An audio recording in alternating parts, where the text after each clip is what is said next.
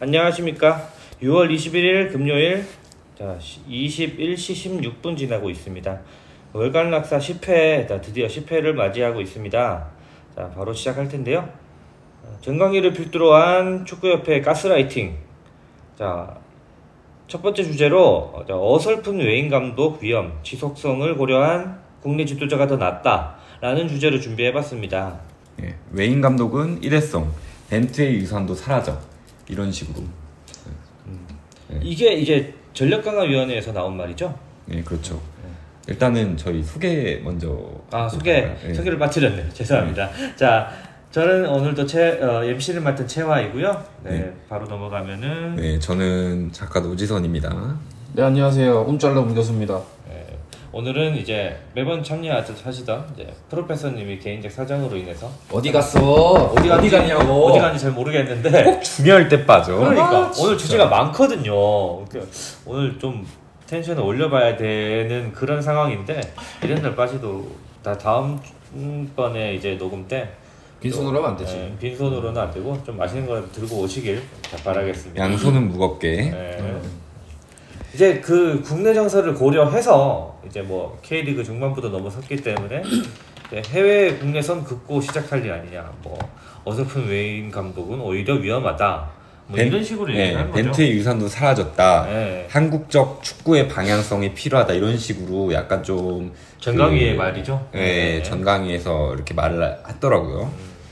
이게 무슨 말이죠, 이게? 그러니까 저는 이거 근데 사실상 국내 감독 선임을 위한 밑밥 깔기가 아닌가라는 생각도 들긴 하거든요. 빌드업이다. 네. 뭐 이제 그 축구협회에서는 뭐 감독 선임 관련해서 철통 보안을 유지하고 있다고는 하지만 마냥 매스컴을 아예 안 탈 수는 없거든요. 그렇죠. 그래서 중간중간 인터뷰를 하고 있긴 한데 그 중간중간 인터뷰를 할 때마다 아까 말씀드렸던 뭐 국내 정서를 고려해서 뭐 K리그도 중반부를 넘어섰기 때문에 해외 국내 선 긋고 시작할 일 아니야. 이런 식으로 발언을 하면은 솔직히 팬들 입장에서 어떻게 느낄 것 같습니까? 그러니까 이게 그리고 K리그 중반부가 넘어선 거랑 감독선이랑 무슨 상관? 그러니까요. 그러니까 이게 약간 좀 상관이야? 그 중반부를 넘어섰기 때문에 K리그 감독, 그러니까 즉 국내 감독을 선임해도 문제 없는 거 아니야라고 이렇게 떠보기 위한 그런 멘트가 아닌가 싶긴 하거든요. 그러니까 이게 국내 정서라는 게 이게 기준이 어떻게 보면 자기들이 내세운 기준이잖아요. 그렇죠. 국내라는 거는. 네. 네. 그러니까 이게 솔직히 말해서 지금 얘기하는 게 국내 감독 기준을 잡아서 하는 게 아니라 자기네들 딴에서는 어차피 국내랑 해외랑 일단 기준을 정한 게 없으니까 다 접촉을 해보겠다. 근데 정서를 고려해서 뭐 국내 감독을 선임하겠다 이 얘기 아니에요. 솔직히 말하면. 근데 말은 그렇게 누구나 할 수 있어요. 할 수 있는데 제가 이거 얘기하기 전에 하고 싶은 얘기가 뭐냐면은 지금 이거 벌써 우리 아시안컵 이후로 한 5번째 얘기하는 거잖아요. 국내 감독 그렇죠. 뭐 선임 같은 거 뭐 해가지고. 그러니까 이게 2월달 지금 벌써 선임 됐어야 될 이미 됐어야 될 상황이고 이거 지금 최종 예선 들어가잖아요. 이제 9월달에. 제가 생각해는 그때까지 선임 안 될 것 같아요. 진짜 그러니까, 너무 심각한 건데. 근데 또 전강에서는 최대한 이번 달 내로 이제 추려가지고 선임을 하겠다 했는데 지금 10일도 안 남았어요. 그러니까 그때도 그랬잖아요. 최대한 빠르게 선임을 하겠다. 그게 5월달이었고. 그리고 이번에 뭐 축구협회에서 발표한 한국 그 축구협회 철학 방향성 이런 게 뭐 빠르고 뭐 기동적인 축구. 자기는 안 빠르잖아. 그러니까 본인들이 먼저 일처리가 안 빠른데. 그러니까 기동성이 한 개도 없는데 일처리가. 아니 본인들이 내세운 철학도 지키지 못하는 축구협회에서 뭘 기대합니까? 그러니까요. 이게 좀 이 핑계로 들리거든요. 여기서 짚고 넘어갈 게 뭐냐면 아까 우리 방송 전에 얘기하려고 했던 거지만 벤투의 우산이 사라졌다고 그랬잖아요. 네. 벤투의 우산을 사라지게 만든 거는 벤투 그러니까 감독을 선임했으면은 일단 유산을 지켜지는 건데 일단은 물건도 갔잖아요. 그러고 나서 선임한 게 클리스만이란 말이에요. 근데 누가 사라지게 만들었냐? 그러니까 제가 하고 싶은 얘기가 뭐냐면은 스타일이 비슷한 감독이었으면은 유산이 지킬 수 있어요. 근데 스타일은 고사하고 선수 개개인의 능력까지 사라지게 만들 뻔한 사람이에요. 그 사람. 맞아요. 그러니까 이게 그거예요. 제가 그 이번 타이틀도 가스라이팅으로 정한 이유가 일단 본인의 전술은 고사하고 본인의 철학도 없는 감독을 선임한 게 누군데. 그러니까요. 그러니까 이게 제가 국내 정서를 고려하여라고 하잖아요. 그래서 제가 이게 도대체 무슨 말인가 궁금해서 정서라는 한 단어의 뜻까지 찾아봤어요. 사람의 마음에 일어나는 여러 가지 감정 또는 감정을 불러일으키는 기분이나 분위기라고 하거든요. 근데 이 기분이나 분위기 이거 국내 정서를 고려했다라는 말을 하려면은 일단 국내 팬들 한국 축구 팬들은 한국의 감독 선임 별로 원하지 않아요. 맞아요. 대다수가 그래요. 네. 국내 정서를 고려했다면 뭐 한국 해외 뭐 선긋고 시작할 일 아니야 이딴 식의 발언 자체도 안 했을 거예요. 그냥 본인들이 어떻게든 좀 이렇게 면책하기 위해서 이런 식으로 말한 게 아닌가 싶거든요. 그리고 이제 이런 거죠. 외인 감독은 일회성이다라는 게 일회성을 만드는 건 본인들이거든요. 그러니까 누가 클린스만 선임하라고 했냐고. 그러냐고. 책임은 한 명도 안 지고 그래 100번 양보해서 해서 실패할 수 있어요. 그러니까 꼭 클린스만이 아니라 다른 우리가 원하는 감독이 선임되었어도 실패할 수 있어요. 그건 그렇잖아요. 근데 그렇게 됐을 때 뒤를 바라볼 수 있는 상황이냐 아니냐는 다 본인들이 만든 상황이란 말이죠. 그런데 이제 와가지고 뭐 국내 정서를 고려하여 이거는 핑계로밖에 안 보이는 거죠. 그리고 뭐 K리그 중반부를 넘어섰기 때문에는 이거는 아무런 그 인과관계가 없는 거예요. 네, 연관성도 없어요. 네, 연관성 한 개도 없어요. 초반이면 어떻고 중반이면 뭐 그건 뭔 상관이야. K리그랑 뭔 상관이야. 만약에 리그 후반에 도입했으면 그냥 벌써 그냥 데려왔겠네요. 그러니까 그건 말이 안 되는 그러니까 거죠. 리그가 지금 어차피 후반부에 중반부에 도입했으니까 선임하겠다는 거는 일단 리그 무시하고 가겠다 얘기밖에 안 되는 거고. 이게 말이 맞냐고. 근데 이거 리그 초반부에도 그런 얘기 나왔잖아요. 뭐 K리그 구단과 그 협의하여 그러니까 최대한 원활하게 이거 자체가 자기네들이 K리그 연맹 아니면 K리그 팀 팬들보다 위에 있다고 생각을 하는 거예요. 네. 이미. 이게 동반자로 바라보는 게 아니라 그러니까 우리가 최상위 컨트롤 타워고 그 밑에는 그냥 우리 의지대로 따라오면 된다라고 생각을 하기 때문에 이딴 식의 발언을 하는 거예요. 그러니까 아니 쥐들이 주최한 대회도 지금 보니까 코리안컵 완전히 흥행 망하고 있더만 지금 뭐 자기네들이 이제 와가지고 무슨 자기네들이 더 위에 있다. 아니 근데 솔직히 손흥민, 김민재, 이강인 없었으면 대표팀 경기 누가 보러 와? 그러니까요. 그걸 보러 오게 만드는 게 자기네들 역할인데 결국에는 그 선수들 빨로 흥행을 먹고 사는 거잖아요. 지금 이러면 안 된다라는 거지. 그러니까 저는 여기서 하나 얘기할게. 김동훈 감독이 지금 어차피 한때 물망에 올랐었잖아요. 근데 이거 뭐 김동훈 감독이 그 선임되는 거는 문제가 안 돼요. 문제가 안 되는데 문제가 뭐냐면은 임시 감독을 어쨌든 했잖아요. 근데 그 전에는 솔직히 뭐 그 사람이 후보에 있었나 그것도 아니잖아요. 맞아요. 여론에 뭐 들썩였던 사람도 아니고 우리 국내 팬들도 뭐 후보는 생각을 했겠지만 별로 크게 생각하지 않아요. 메리트가 있는 사람은 아니에요. 근데 문제가 뭐냐면은 임시 감독을 했잖아요. 근데 거기서 만약에 성적이 안 좋게 나왔어요. 그러면은 선임 하겠냐고 했겠냐고. 그러니까 이게 그만큼의 황선우 감독이 2년전 했을 때 말씀 드려서 죄송한데 2년전 하고 나서 바로 그때 왜 아시안컵 가기 전에 그때가 일본전 하고 나서였잖아요. 그때 그 얘기 나왔잖아요. 정대성 감독이 카타르 가서 황선우 감독이랑 이제 접촉해가지고 하기로 했었다 이런데 바로 이제 날아갔잖아요. 그래서 이제 얘기 쏙 들어간 거잖아요. 근데 김동훈 감독, 임시 감독 선임했을 때 다 그 얘기했잖아요. 이거 100% 경기력 좋아지면은 감독 선임하는 걸로 얘기 나올 거다. 또 어떻게 했어요? 지금 바로 또 얘기 나오잖아요. 근데 얘기하는 거 보니까는 이제 얘기 또 그거에 대해서 이제 반발력으로 나오니까 다시 또 선회하잖아요. 또 그러니까 이게 제가 얘기를 왜 하냐면은 일을 안 해봤으니까 이런 식으로 계속 일을 하는 거예요. 그러니까 이게 다르게 말하면 감독 선임 과정에 대한 프로세스가 얼마나 구체적으로 갖춰져 있지 않으면 이런 식으로 일할 수 있는가 라고 생각이 되는 거죠. 그럴 수밖에 없죠. 그렇게 생각이 들 수밖에 없는 것 같아요. 그러니까 체계적으로 이게 왜 우리 회사도 프레젠테이션 하면은 어떻게 구성안이 있고 뭐 이렇게 딱딱딱 잡혀 있잖아요. 하다못해 이런 매뉴얼 자체가 없으니까 안 해본 거예요. 이거를 물론 그렇게 생각할 수는 있어요. 중간에 뭐 마지막으로 했던 게 그 2014년 그때였잖아요. 2018년이랑 그때 물론 좀 시기가 오래되긴 했지만 6년 전밖에 안 됐지만 근데 그때 당시에도 이런 매뉴얼을 안 만들었다는 얘기예요. 결과적으로 따지면 제가 볼 때는 매뉴얼이 만들어져 있어도 지금 남아있는 사람들이 그 무슨 대통령 그 선임되고 대통령 당선되고 나면 그 전임 대통령의 그 치적 지우기, 공적 지우기 이런 것들을 하잖아요. 그런 것처럼 했을 거예요, 분명. 이게 축구에 자꾸 정체질이 개입되니까 이렇게 되는 것 같은데. 그 벤투도 그 우리 경기 보고서나 이런 것들을 매번 작성을 해서 문서화하고 이렇게 했다고 하거든요.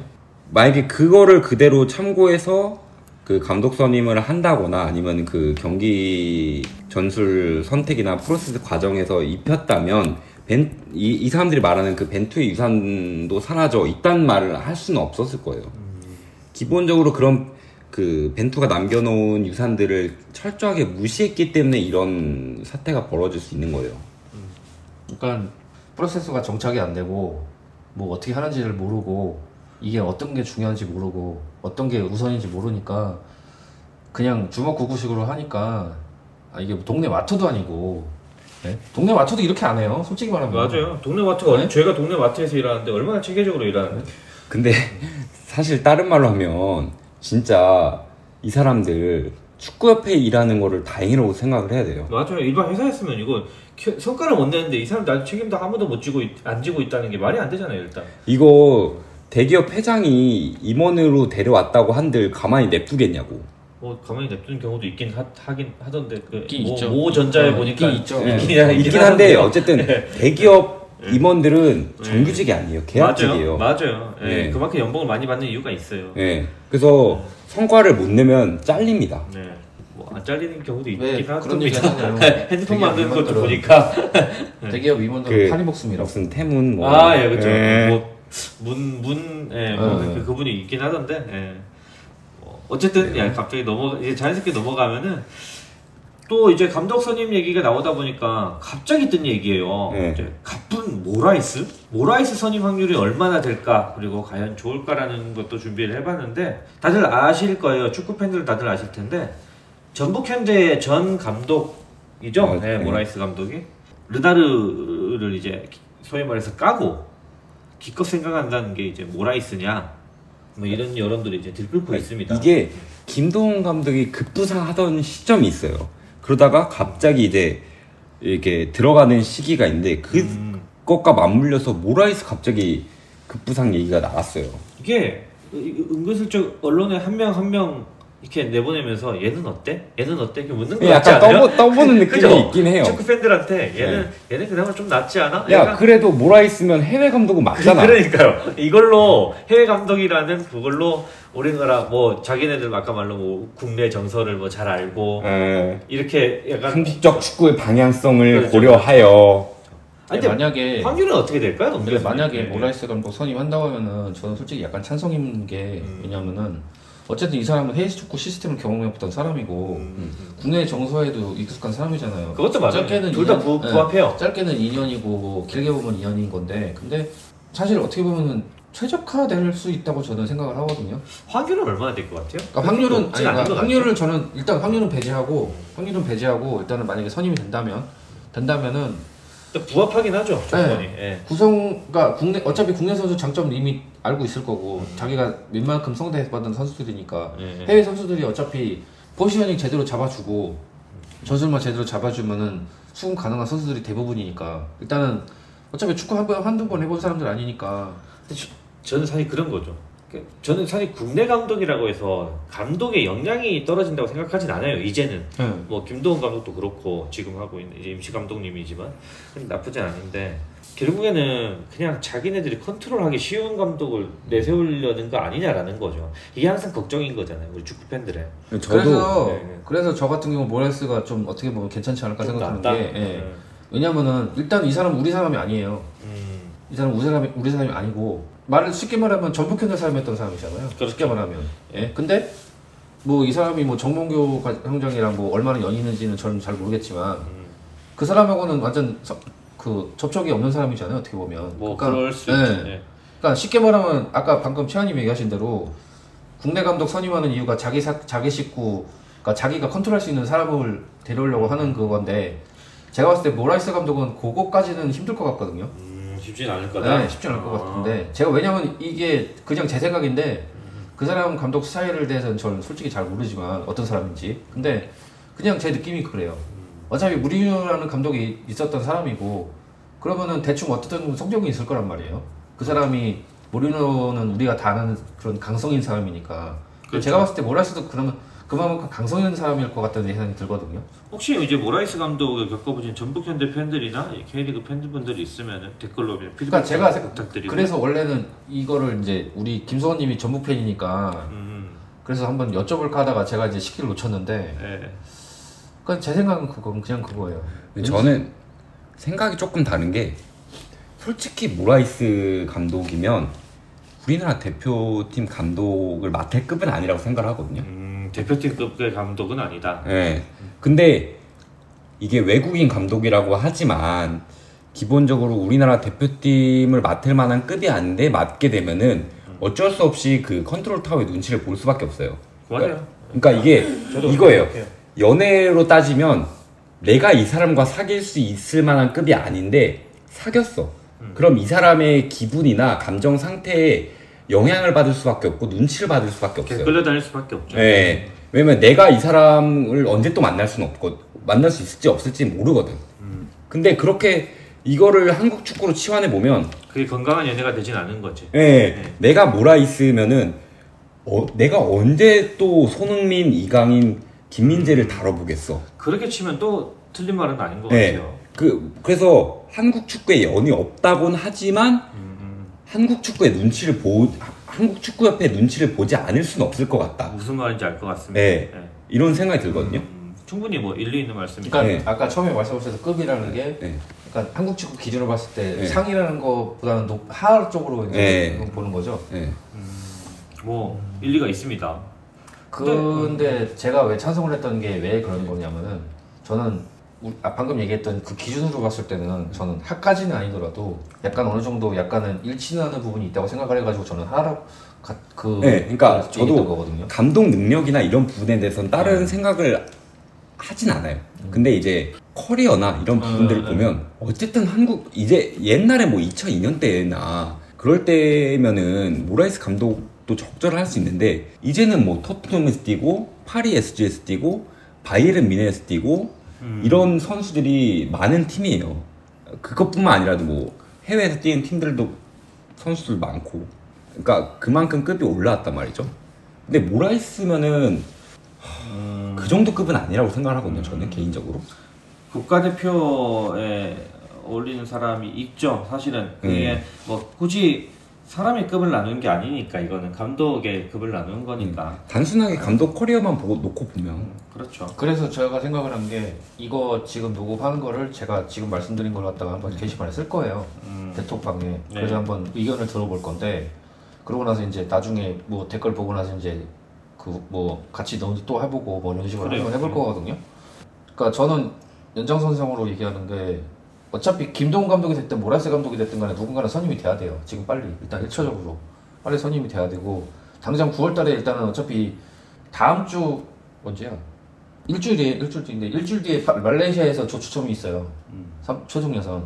일단 우리가 일본, 이란은 안 만나니까 그건 다행인 건데 문제는 지금 조직력은 둘째치고 기본적인 전술을 선수들한테 입힐 수 있는 사람이 아예 없는데 게다가 뭐 중간에 뭐 팀 K리그 또 그런 게도 있고 지금 옛날처럼 뭐 A매치 기간이라 해가지고 축구 친선 경기를 할 수 있는 기간도 없고. 근데 이제 그것도 그런데 이제 어제자 기사입니다. 이제 뉴시스 기사에 나오는데 모라이스 감독은 일단 한국 축구 대표팀 감독에 대해서 이제 어떻게 생각하냐 그러니까 잘 모르겠다라고 대답을 했거든요. 근데 또 그런 기사도 봤어요. 어떻게 될지 일단 지켜보자. 이렇게 이제 대답한 현재 소속팀이 있더라고요. 이제 세판 SC라고 이란 팀을 맡고 있는 것 같은데 이것도 한번 좀 봐야겠고 이게 그러니까 이제 후보에만 올라왔다 뿐이지 사실 저는 가능성이 이제 주제로 돌아오면 가능성을 얘기하는 거잖아요. 가능성이 높다라고 보긴 좀 힘들어요. 그냥 이런 후보가 있구나 정도로 저는 받아들여야 될 것 같고. 근데 저는 그렇게 생각을 해요. 한국 축구 감독을 하려면 어쨌든 그러니까 뭐 눈치를 안 봐야 된다고 생각을 하거든요. 뭐 사실 그 뭐 여러 가지 이유가 있잖아요. 국내 감독보다 해외 감독을 선임해야 되는 이유들에 대해서 뭐 예를 들면 훈련 프로세스가 그렇죠. 좀 더 선진화돼 있는 느낌이어야 된다거나 뭐 그런 거 다 차치하고 나서 하더라도 한국 축구 협회 눈치를 보지 않을 수 있는 사람이어야 된다고 생각을 하거든요. 왜냐면은 사실 그 히딩크 감독 때도 그랬다고 하잖아요. 이 선수보단 이 선수를 선발하는 거 어때요? 이런 식으로 근데 그때 이랬던 사람이 아직까지도 이래고 있어요.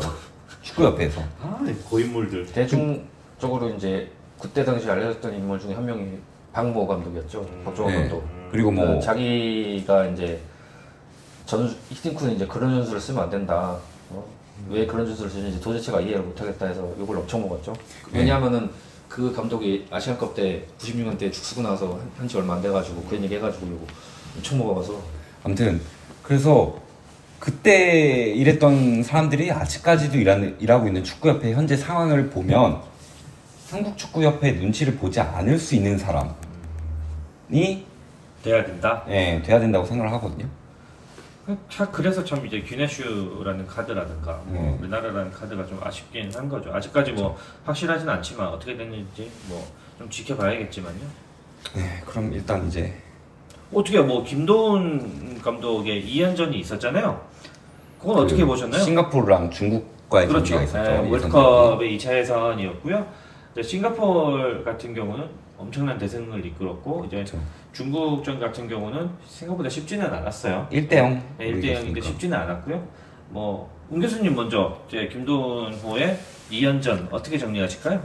일단은 뭐 싱가포르는 뭐 대승을 걸었고 중국전 같은 경우는 어차피 그냥 경기 시작하면서 딱 보는데 이미 일단 주전 수비를 해놨더라고요. 이미 일단은 버스 세워놓고 하는데 사실 이거는 어차피 예상했던 거고. 그렇죠. 중국은 어차피 이 3차에서는 가야 되는 상황이기 때문에 쉽지 않은 상황이죠. 네, 지금. 그건 예상을 했던 건데 어차피 일단 이겼으니까 그거는 문제가 안 되는데 저는 그렇게 생각해요. 그래도 일단은 손흥민은 잘 썼던 것 같아요. 생각보다. 손흥민 선수의 위치는 저는 솔직히 아직도 얘기하지만 그 손흥민 얘기 굳이 많더라고요. 톱으로 쓸 필요보다 왼쪽으로 두는 게 맞거든요. 약간 프리롤 왼쪽, 프리롤 왼쪽이. 그래서 오히려 더 공격이 풀렸고. 맞아요. 사실 황순홍 감독이 이걸 먹었던 게 그것도 있어요. 굳이 톱으로 올렸어야 됐나. 근데 이제 뭐 잠깐 전설적인 얘기를 하자면 손흥민 선수가 왼쪽 프리롤로 나올 때는 김진수 선수의 역할이 그만큼 크긴 합니다. 그것도 있어요. 호흡도 잘 맞고 하니까요. 네. 근데 처음에 그 얘기도 했었잖아요. 홍철을 한 번쯤 다시 써보는 게 낫지 않냐. 근데 어차피 서령우 선수가 부상이었으니까 어쩔 수 없이 김진수를 썼던 건데. 근데 그 얘기도 있었어요. 서령우가 아직 그렇게 그 당시 뭐 태국전까지만 해도 그렇게 컨디션이 좋은 편이 아니었으니까 그 역할도 있지 않겠냐 뭐 그런 얘기도 있더라고요. 근데 저는 주민규 선수 좀 잘 활용하고 보면서 주민규 선수가 참 축하드립니다. 네. 최연장자 득점을 올렸는데 참 축하드리고요. 꽤 괜찮았죠. 경기력도 이제 싱가포르 같은 경우는 괜찮았고요. 저는 일단은 임시 감독이지만 그래도 좀 파격적인 선발이 있었다는 게 좀 괜찮았던 것 같아요. 일단 박성우 선수 쓰고 황인재 같은 선수 발굴하고 오세훈은 뭐 그렇게 많이 쓰진 않았지만 그렇죠. 오세훈 선수랑 뭐 대준호, 뭐 황재원이라든지 좀 과감하게 발탁했던 게 저는 괜찮았던 것 같아요. 그리고 이제 K리그를 많이 본다라는 그런 누가 봐도 많이 보는구나라는 그런 그 짧은 시간일 때 많이 보긴 봤어요. 그래도 그런 것 같더라고요. 그리고 말씀드린 거 종합하자면은 소방수로서 최고였던 것 같아요. 할 건 다 했어요. 할 건 다 했다. 할 건 다 했고. 그만 사실 그 이상은 일단 2승을 챙겼으니까. 그리고 저는 좀 어떻게 보면 공격적으로 맞아요. 팬들이 원하는 축구를 해줬다는 거. 왜 그러냐면은 사실 어떻게 보면 황수영 감독은 좀 조심스럽게 운영한 면이 좀 없잖아 있었잖아요. 좀 그렇죠. 좀 스타일이 좀 그런 편이죠. 다행히 뭐 솔직히 태국이라는 나라가 그렇게 예전처럼 쉬운 나라가 아니기 때문에 그런 것도 있는데. 그럴 만한 이유가 있었겠지만. 그래서 지금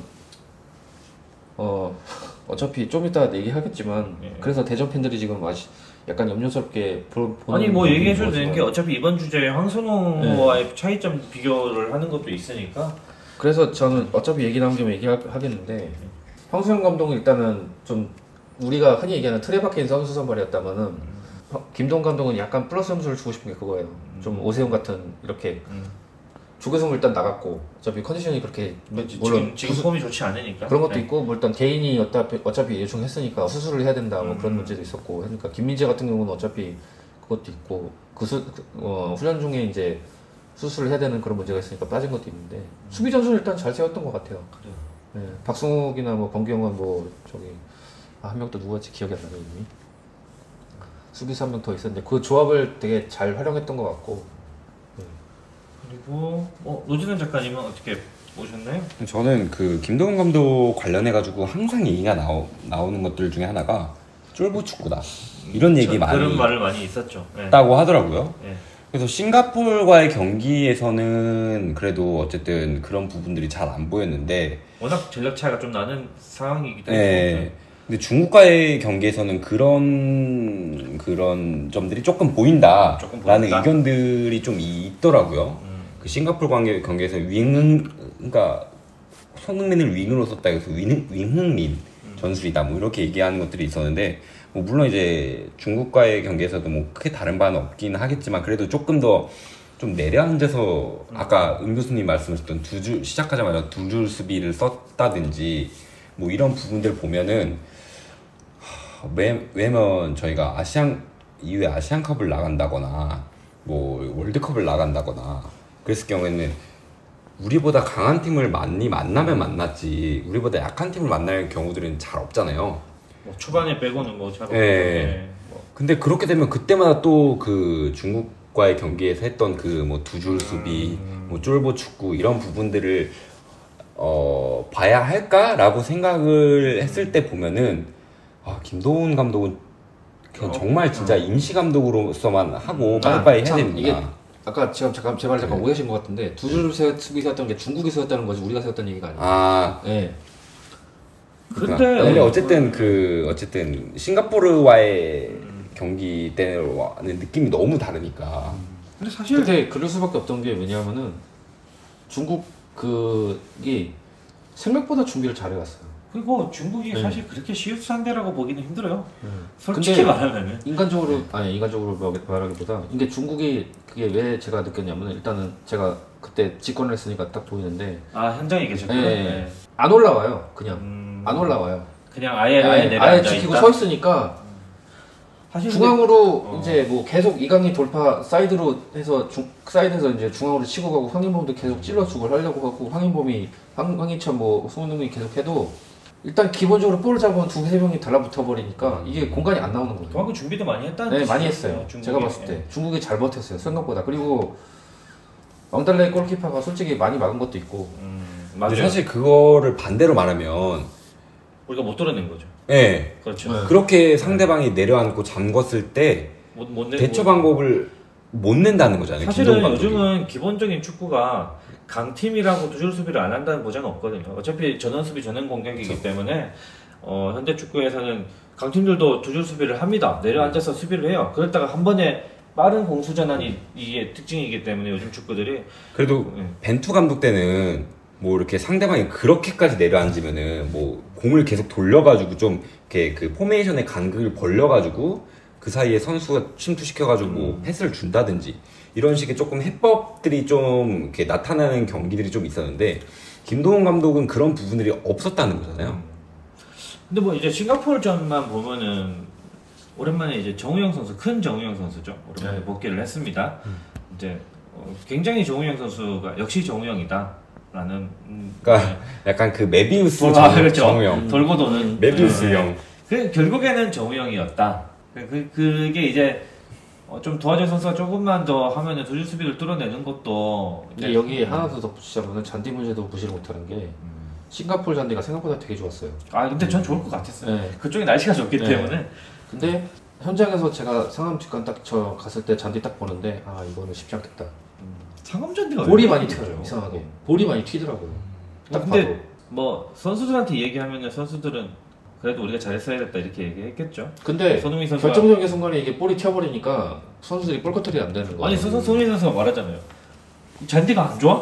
좋다고 생각하면 돼. 이렇게 말하잖아요. 좋다고 생각하면 그것도 맞는 얘기인데 솔직히 틀린 얘기는 아니잖아요. 손흥민 선수 워낙 프로 의식이 높은 선수다 보니까 아니 잔디가 안 좋으면 좋다고 생각하면 차면 되지.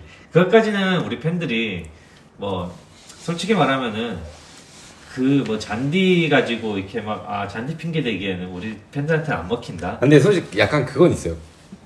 약간 그 물론 이제 좀 잔디 이런 부분들이 있겠지만 있죠. 근데 있죠. 바라보는 팬 입장에선 우리가 그런 것까지 그러니까 그것까지 알아야 돼. 해줘야 돼. 약간 이런 생각은 들고 상대는 잔디 안 좋아 이렇게 되는 네. 거죠 이제. 똑같이 상대는 똑같은 그러니까 자에서 흔히 말 지연이 말하는 것처럼 내가 그것까지 알아야 돼 그런 것처럼. 그렇죠. 근데 축구 팬들 입장에서 그럴 수 있어요. 아니 뭐 니들 밥만 먹고 축구만 하는 애들인데 맞잖아요. 그것도 그렇죠. 국가대표인데. 근데 이제 얼마 전에 이승우 선수가 이제 뭐 나와가지고 한 얘기도 있고 욕을 해도 되는데 욕을 할 수도 있는데 왜 그런지는 알아달라. 뭐 어떻게 이해가 안 되는 바는 아니더라고. 근데 그래도 국가대표인데 잘했어야지. 국가대표는 달라요. 방금 또 얘기 나오셨던 게 이승우 발탁 그 얘기도 많았었잖아요. 아 이승우 선수 발탁? 네, 네. 그래서 얘기 나왔던 게 싱가포르전에 일단 엄호상이 투입이 됐었고 중국전때 홍현석이 나왔어요. 근데 생각만큼 임팩트가 없으니까 그 선수들보다 지금 이승우 선수가 퍼포먼스가 좋죠. 근데 지금. 이제 단적으로 얘기하는 게 그거잖아요. 어차피 그 공간 활용 능력에 봤을 때는 엄호상이 이제 차이를 만들 수도 있겠다, 있을 수도 있다 이렇게 했는데 정작 엄호상은 보여준 게 없어요. 근데 결과론적으로 그렇죠. 근데 이승우 같은 경우는 어쨌든 보여주는 게 있으니까 사람들이 이제 거기에서 이제 기대를 하는 거거든요. 근데 제가 봤을 때는 9월 달에는 그래도 한 번쯤 써보는 게 좋지 않을까. 항상 자기 자신은 꿈꾸고 있을 거예요. 그리고 굉장히 안 뽑혔을 때도 실망도 많이 하고 있을 그리고 거예요. 저는 만약에 9월 달에 누가 될지는 감독이 정말 누가 될지 모르겠지만 임시 감독만 아니었으면 좋겠는데 만약에 9월 달에 정말 누가 될지 모르겠지만 대표팀 감독이 정식 감독이 돼서 만약에 가정이에요. 가정했을 때 저는 이 선수 한번 써봤으면 좋겠어요. 황문기. 이거 황문기. 만약에 3차 임시 감독까지 하잖아요. 그럼 진짜 개뇌절이에요. 진짜 말이 안 돼요. 네. 진짜 말이 안 됩니다. 어디 가도 말이 안 되는가. 이거 진짜 1절, 2절, 3절, 4절, 뇌절이에요 진짜. 진짜. 이거는. 네, 절. 그러니까 어쨌든 저는 그러니까 그냥 여기서 한번 가정해보는 게 저는 그거예요. 일단은 한 번쯤은 9월달에 수영한테 저는 이렇게 하고 싶어요. 멤버로 양민혁, 이승우, 황문기 한 번쯤 써봤으면 좋겠어요. 세 명은 진짜 한 번쯤 보고 싶어요. 국대에서 얼마만큼 잘할지. 왜냐면 솔직히 말해서 황문기 지금 김진수 자리에 갖다 놔서 솔직히 좀 무리 없다고 보거든요. 좋습니다. 그럼 이제 자, 국가대표 얘기는 이 정도로 이제 끝내겠고요. 꼭 다음 경기에는 정식 감독이 선임되었으면 아 좋겠습니다. 제발요. 제발 좀. 네. 자, K리그 이슈 모아보기를 한번 해볼 텐데요. 오랜만에 이브리그 얘기일 수도 있는데 이브리그 얘기죠. 예. 염기훈 감독이 사퇴를 하게 됐습니다. 이제 또다시 희생된 레전드 수원 삼성의 레전드는 얼마나 더 희생되어야 될까? 뭐 이런 주제로 한번 준비를 해봤는데요. 참 저 이제 개인적으로 저는 이제 수원 삼성의 열렬한 팬으로서 참 마음이 착잡합니다. 염기훈 염기훈 감독의 이제 선수 생활, 이제 감독 생활을 돌아보면서 한번 좀 의견을 말해보면은 뭐 노지선 작가님은 우리 수원 삼성 팬이 아니니까 좀 더 자유롭게 얘기할 수 있겠죠? 네. 일단은 저는 사퇴하고 나서도 느꼈지만 수원 삼성 입장에서도 너무 급했다. 그리고 물론 이제 염기훈 감독 입장에서 너무 급했다라고 생각이 들어요. 어쨌든 이제 강등권에 있는 팀이고 그렇죠. 이제 곧 2부로 내려갈 팀이고 이랬다고는 하지만 그래서 부담감이 조금 없었을 수는 있겠지만 그래도 기본적으로 본인이 어느 정도 갖춰진 상태에서 그렇죠. 맡았으면 조금은 박수도 많이 받았을 건데. 예, 어쨌든 근데 본인이 그 레전드이기도 했잖아요. 이 구단에. 선수로서 레전드죠. 예. 그러니까 그런 것들에 대한 명성이나 이런 위험이나 이런 것들을 까먹을 정도였을까라고 생각이 들긴 해요. 그리고 사실 수원 삼성 그 팬들은 어쨌든 K리그에서 가장 이렇게 좀 의리의리한 팬덤을 가지고 있죠. 나쁘게 말하면 좀 우악스럽기도 그렇죠, 하고. 그렇죠. 예. 그런 부분들이 있는데 제대로 보신 거예요? 네. 그러니까 그것들을 본인이 감당할 만한 그런 어쨌든 깜냥도 없었던 것 같아요. 솔직히 말하면.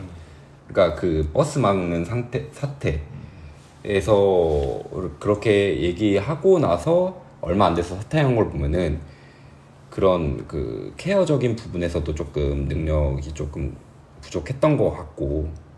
그럼 그래서 이제 뭐 같이 묶어서 다시 감독으로 돌아올 수 있을지 그것까지 한번 말해보죠. 근데 사실 조금 오래 걸릴 것 같긴 해요. 저는 개인적으로. 왜냐면은 첫 출발 자체가 굉장히 안 좋았잖아요. 그렇죠. 물론 수원 삼성의 현재 상태를 고려도 해야 되겠지만 성적뿐만 아니라 상황이 네, 상황이 쉽진 않으니까 네. 어쨌든 모기업의 지원적인 부분도 많이 끊긴 상태고 그렇죠. 그래도 이게 사람이 첫 단추가 중요하다라는 말이 있잖아요. 근데 그 첫 단추가 굉장한 실패로 만약에 기록이 되어 있다면 쉽진 않다. 네, 재출발하는 것도 굉장히 힘들거든요.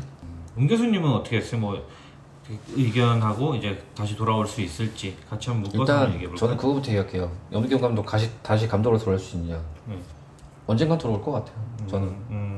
기회가 있을 왜냐하면 거다. 일단은 지금 어차피 서정훈 감독 있는 총대 푸시로 갔고. 네, 코치로. 맞아요. 서정원 감독 밑으로 네, 이제 코치로 갔고. 갔죠. 전 솔직히 사실 그거를 먼저 했으면 어땠을까 하는 생각이 있거든요. 네, 코치 저는 생활을. 그쵸. 네. 네. 그러니까 왜냐하면 이게 어찌됐든 감독 되는 자리는 어차피 이해는 가요.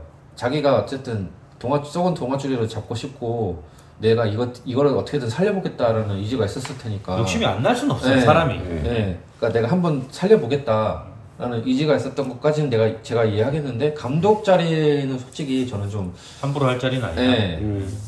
감독 대행과 감독이라는 차이점이 분명히 있어요. 확실히 있어요. 네, 있어요. 있는데 우리가 느끼는 거라고 이제 직접 당사자가 느끼는 거랑은 증명이 겹쳐가 있을 거예요. 근데 저는 솔직히 말하면 너무 좀 섣불렀다. 네, 너무 급했어요. 너무 급했고 물론 수원도 급했던 건 맞을 거예요. 왜냐면은 감독 매물이 쌍방이 많은 가겠죠? 것도 아니고. 네. 매물이 없었으니까. 매물이 많은 것도 아니고 사실 그래서 다시 또 얘기하지만 굳이 그때 김병수 감독을 잘라야 했나? 그러니까 그게부터가 문제가. 그러니까 이게 약간 그거랑 비슷해요.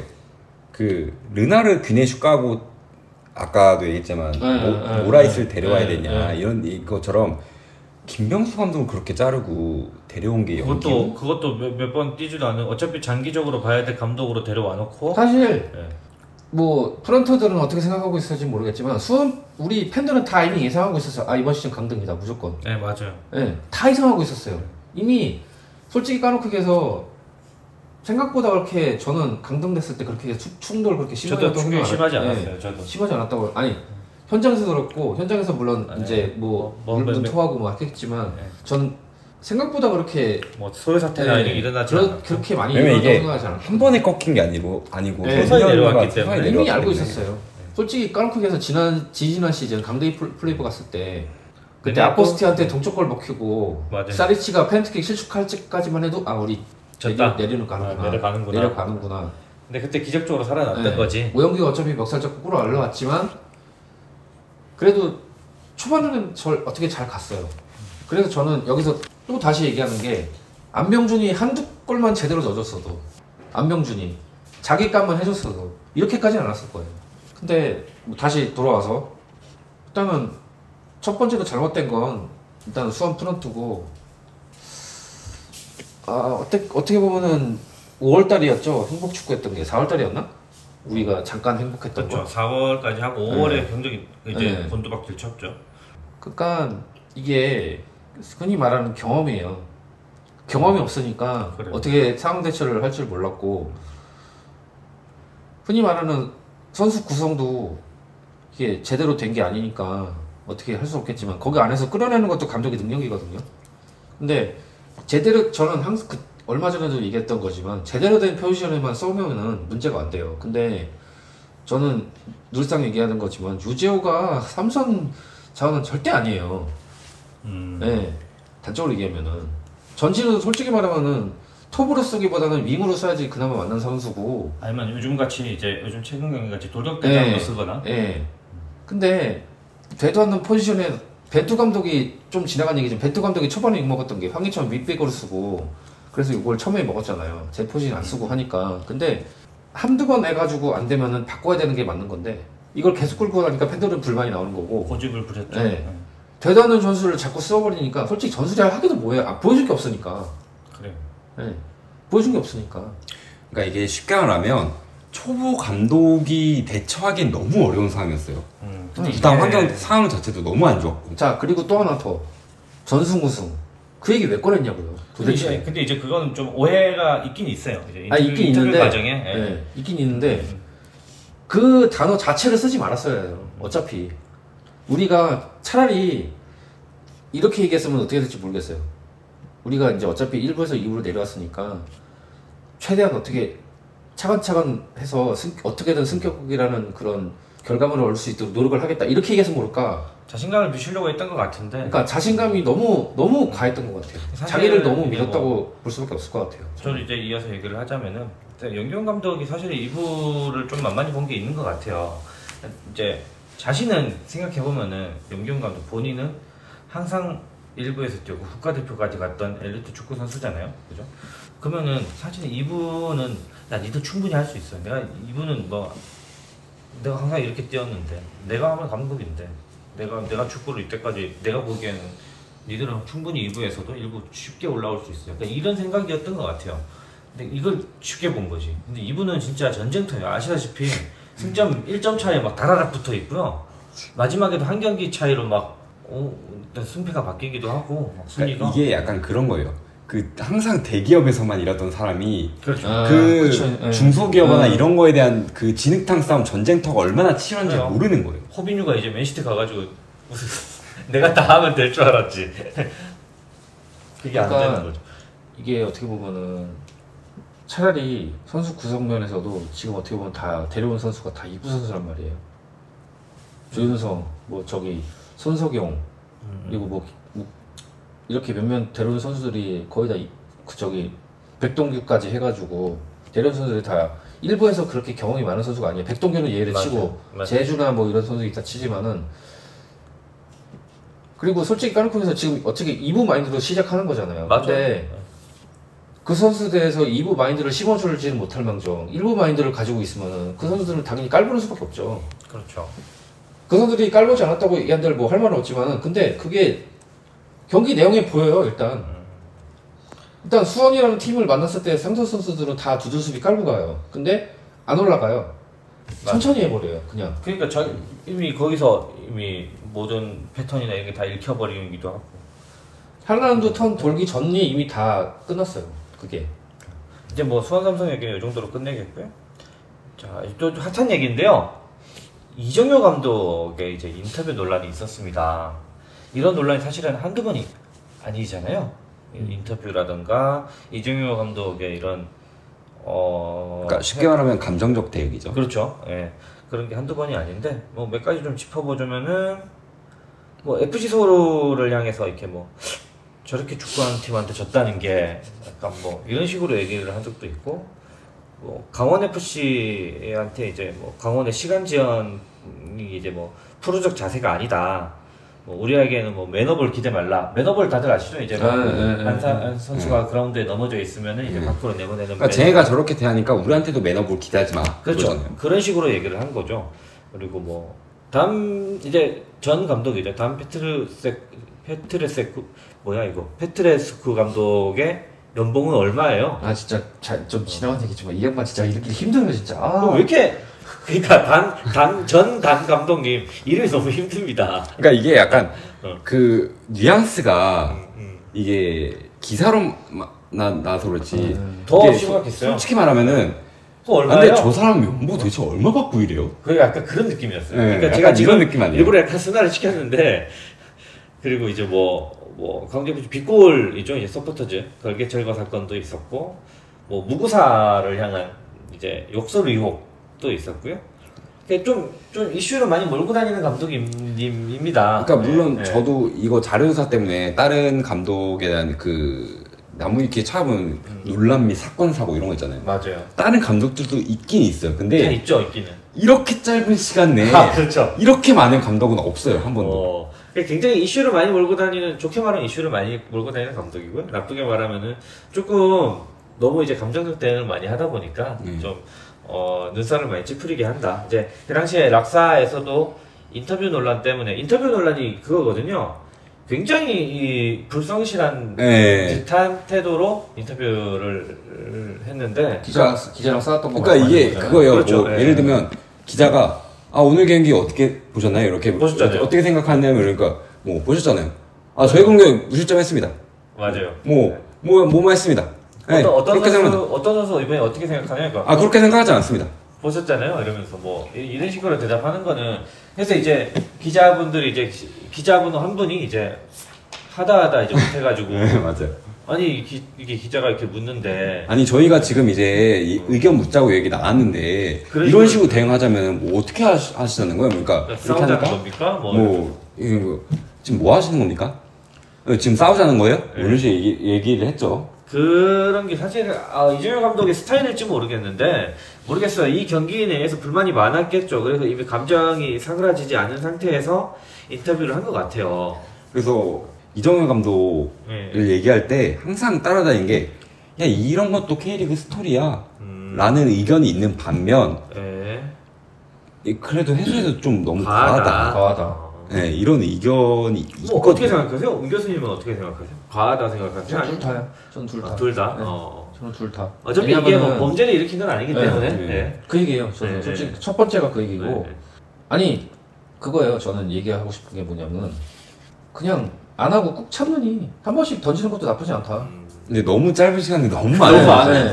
그러니까 제가 그래서 얘기하고 싶은 게 뭐냐면은 한 번쯤은 이렇게 던지는 사람도 필요하다. 근데 그게 너무 과하면은 독이 된다. 그렇죠. 근데 제 개인적으로는 뭐 이렇게 해서 상관없다고 보는데요. 본인한테 이렇게 좋을 것 같진 않아요. 제 개인적인 생각이에요. 좀 더 깊게 가면은 그 왜 우리가 그런 거 쓰잖아요. 공지사항에 남겨서 제가 항상 남기는 얘기가 본인이 말한 책임에 대해서는 본인이 책임이 있다. 그러니까 그 책임을 질 수 있는 능력이라기보다 그 책임을 질 수 있는 그게 확실하다면은 그걸 던지는 게 맞아요. 맞는데 그거에 대해서 책임질 자신이 없으면은 그 말을 안 하는 게 좋아요. 근데 제가 봤을 때 뭐 저렇게 축구하는 팀에서 졌다는 거 뭐든지 시간 지원에 대해서 뭐 얘기하든지 뭐 이런 거는 솔직히 말하면은 너무 많이 갔어요. 좀 특히 뭐 많이 갔어요. 매너볼 기자 말라 이렇게는 이건 진짜 이러면 그러니까 연봉은 물어볼 수 있어요. 솔직히 말해서 궁금하니까 호기심에서 물어볼 수 있는데 말투가 그게 아니에요. 의도가 그러니까 무슨 얘기인지 아는데 그러니까 저는 그렇게 생각하고 싶다는 얘기예요. 그냥 호기심 차원에서 물어볼 수 있다는 얘기죠. 워딩 그러니까 자체만 이게 약간 그거예요. FC 서울한테 저렇게 축구한 팀한테 졌다는 게 여기에 플러스 된 거예요. 그러니까 저렇게 축구하는데 연봉 얼마 받냐? 이런 의도일 수도 있거든요. 항상 이렇게 FC 서울이 약간 피해자인 것 같은데 예전에 이찬수 선수가 이제 선수 될 때도 비네슈 감독을 아니 뭐 어디서 뭐 터키에서 하나 감독 하나 와가지고 왔다고 뭐 하필이면 이렇게 FC 서울이 항상 이렇게 피해자가 되는지 모르겠는데 이런 거는 좀 지나친 거는 조금 물론 뭐 범죄를 일으킨 것도 아니고 뭐 그렇죠. 근데 저는 그것도 있어요. 일단은 쉽게 바뀔 것 같진 않아요. 스타일이 쉽게 바뀔 것 같잖아요. 이거 제가 장담하는데 올 시즌 내에 분명히 몇 번 더 있을걸요. 왜냐면 이정현 감독도 사실 이제 40 넘었잖아요. 근데 그러면은 사실 사람 성격 잘 안 바뀌어요. 아니 뭐 30대 저도 안 바뀝니다. 제 성격도 안 바뀌는데 40대가 어떻게 바뀝니까? 우선 이정현 감독도 그건 알아야 돼요. 일단 자기가 어쨌든 스포트라이트를 받는 사람이고 맞아요. K리그 중에 이렇게까지 감독이 스포트라이트를 받는 감독 별로 없었어요. 잘 없어요. 근데 그게 사실 좋은 것만은 아니에요. 꼭 좋은 것만은 아니죠. 근데 우리나라에도 이런 감독이 있다 정도. 근데 일단은 어쨌든 이슈몰이는 되고 있으니까 솔직히 잠깐 곤두박질 치곤 했지만 지금 어차피 광주는 다시 올라오고 있단 말이에요. 이게 저는 그렇게도 생각을 해요. 성적이 좋잖아요. 이거 다 묻혀요. 그래요. 근데 지금 어떻게 보면 성적이 그때 당시 안 좋았기 때문에 성적이 안 좋아지니까 더 부각이 될 수도 있는 거예요. 맞아요. 사실 프로는 성적이라고 성적만 좋으면 사실 웬만한 작은 거는 그냥 다들 그냥 작은 해프닝으로 넘어가게 돼 있어요. 광주가 어떻게 보면 참 이게 이정현 감독도 어떻게 보면 이것도 능력인데 지금 없는 선수 어떻게든 꾸역꾸역 해가지고 성적을 내고 있어요. 그렇죠. 근데 사실 저는 그렇게 생각해요. 이게 단순히 회사원일 때 이런 대처 방식이나 이런 처세술이면 크게 문제는 없거든요. 왜냐면 예전에 김구라 그런 말이 있었잖아요. 차라리 일 잘하고 싸가지 오는 게 낫다. 무슨 말인지 알 것 같습니다. 회사원이면 자기 역할만 하면 되니까 이런 식으로 대응하는 거 크게 문제는 안 돼요.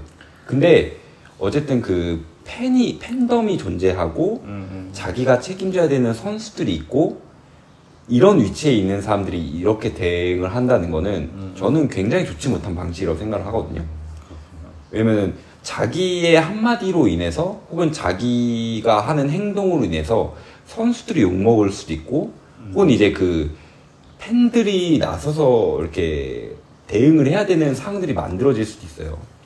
그렇기 때문에 이게 회사원이 아니라 어쨌든 자기가 책임져야 되는 부분들이 좀 더 광범위하게 존재하기 때문에 항상 행동하거나 말을 할 때 그런 부분들을 한 번쯤은 더 생각을 해야 되지 않나? 그런 생각이 듭니다. 그래요. 그럼 이제 이정효 감독 얘기는 이 정도로 끝내겠고요. 이제 뭐 거의 동시로 선임이 됐습니다. 이제 전북현대는 김두현 감독, 수원 삼성은 2부지만 어쨌든 소식을 전하니까 변성환 감독이 이제 K리그 감독을 데뷔했는데 뭐 지금까지 느낌을 조금 전하면은 저는 이제 사실 전북 경기는 사실은 많이 챙겨보지 못했어요. 아무래도 수원 삼성의 팬이고 내부가 석자라 가지고. 그렇죠. 예, 변성환 감독 얘기를 해보자면은 바뀌긴 바뀌었습니다. 수원 삼성이 조금 전술적으로나 아니면은 선수를 어떻게 사용한다라는 느낌이 좀 이상한데 어떤 식으로 이제 이용을 하는지에 대해서 조금 그전과 변화가 있어요. 특히나 이제 전진우 선수 같은 경우가 그전에는 윙포워드로만 뛰다가 조금 돌격대장 스타일로 뭐 나온다라거나 뭐 뮬리치 선수가 이제 헤딩에 기대를 안 했는데 갑자기 헤딩 경합을 하는, 그리고 몇 개 한두 개 따기도 했고요. 뭐 그렇게 뭐 감독 주문이 없으면은 갑자기 그렇게 할 리가 없거든요. 저는 뭐 그런 변화도 좀 있었고요. 그냥 흔히 말하듯이 조깅하듯이 축구했다면 지금은 뛰고 있어요. 네, 어떻게 됐든 간에. 어쨌든 외국인 네. 공격수가 살아나야 되거든요. 네. 네. 뭐 그런 거 봤고요. 김두현 감독은 제가 잘 못 봐서 그러는데 임 교수님 김두현 감독 좀 뭐 몇 경기 안 했지만 좀 느낌 어떤가요? 일단 포지셔닝은 잡혀요. 지금 기본적으로 포지셔닝은 잡히는데 전북이 지금 운이 되게 없어요. 아 그래요? 최근 몇 경기째 승리가 없어요. 저 마지막으로 전북이 이겼는지 언제인지 기억이 안 나요. 지금. 저는 그래서 그게 순위로 다 피드백이 나오고 있잖아요. 예. 그러니까 근데 일단은 한국영 선수가 일단 왔어요.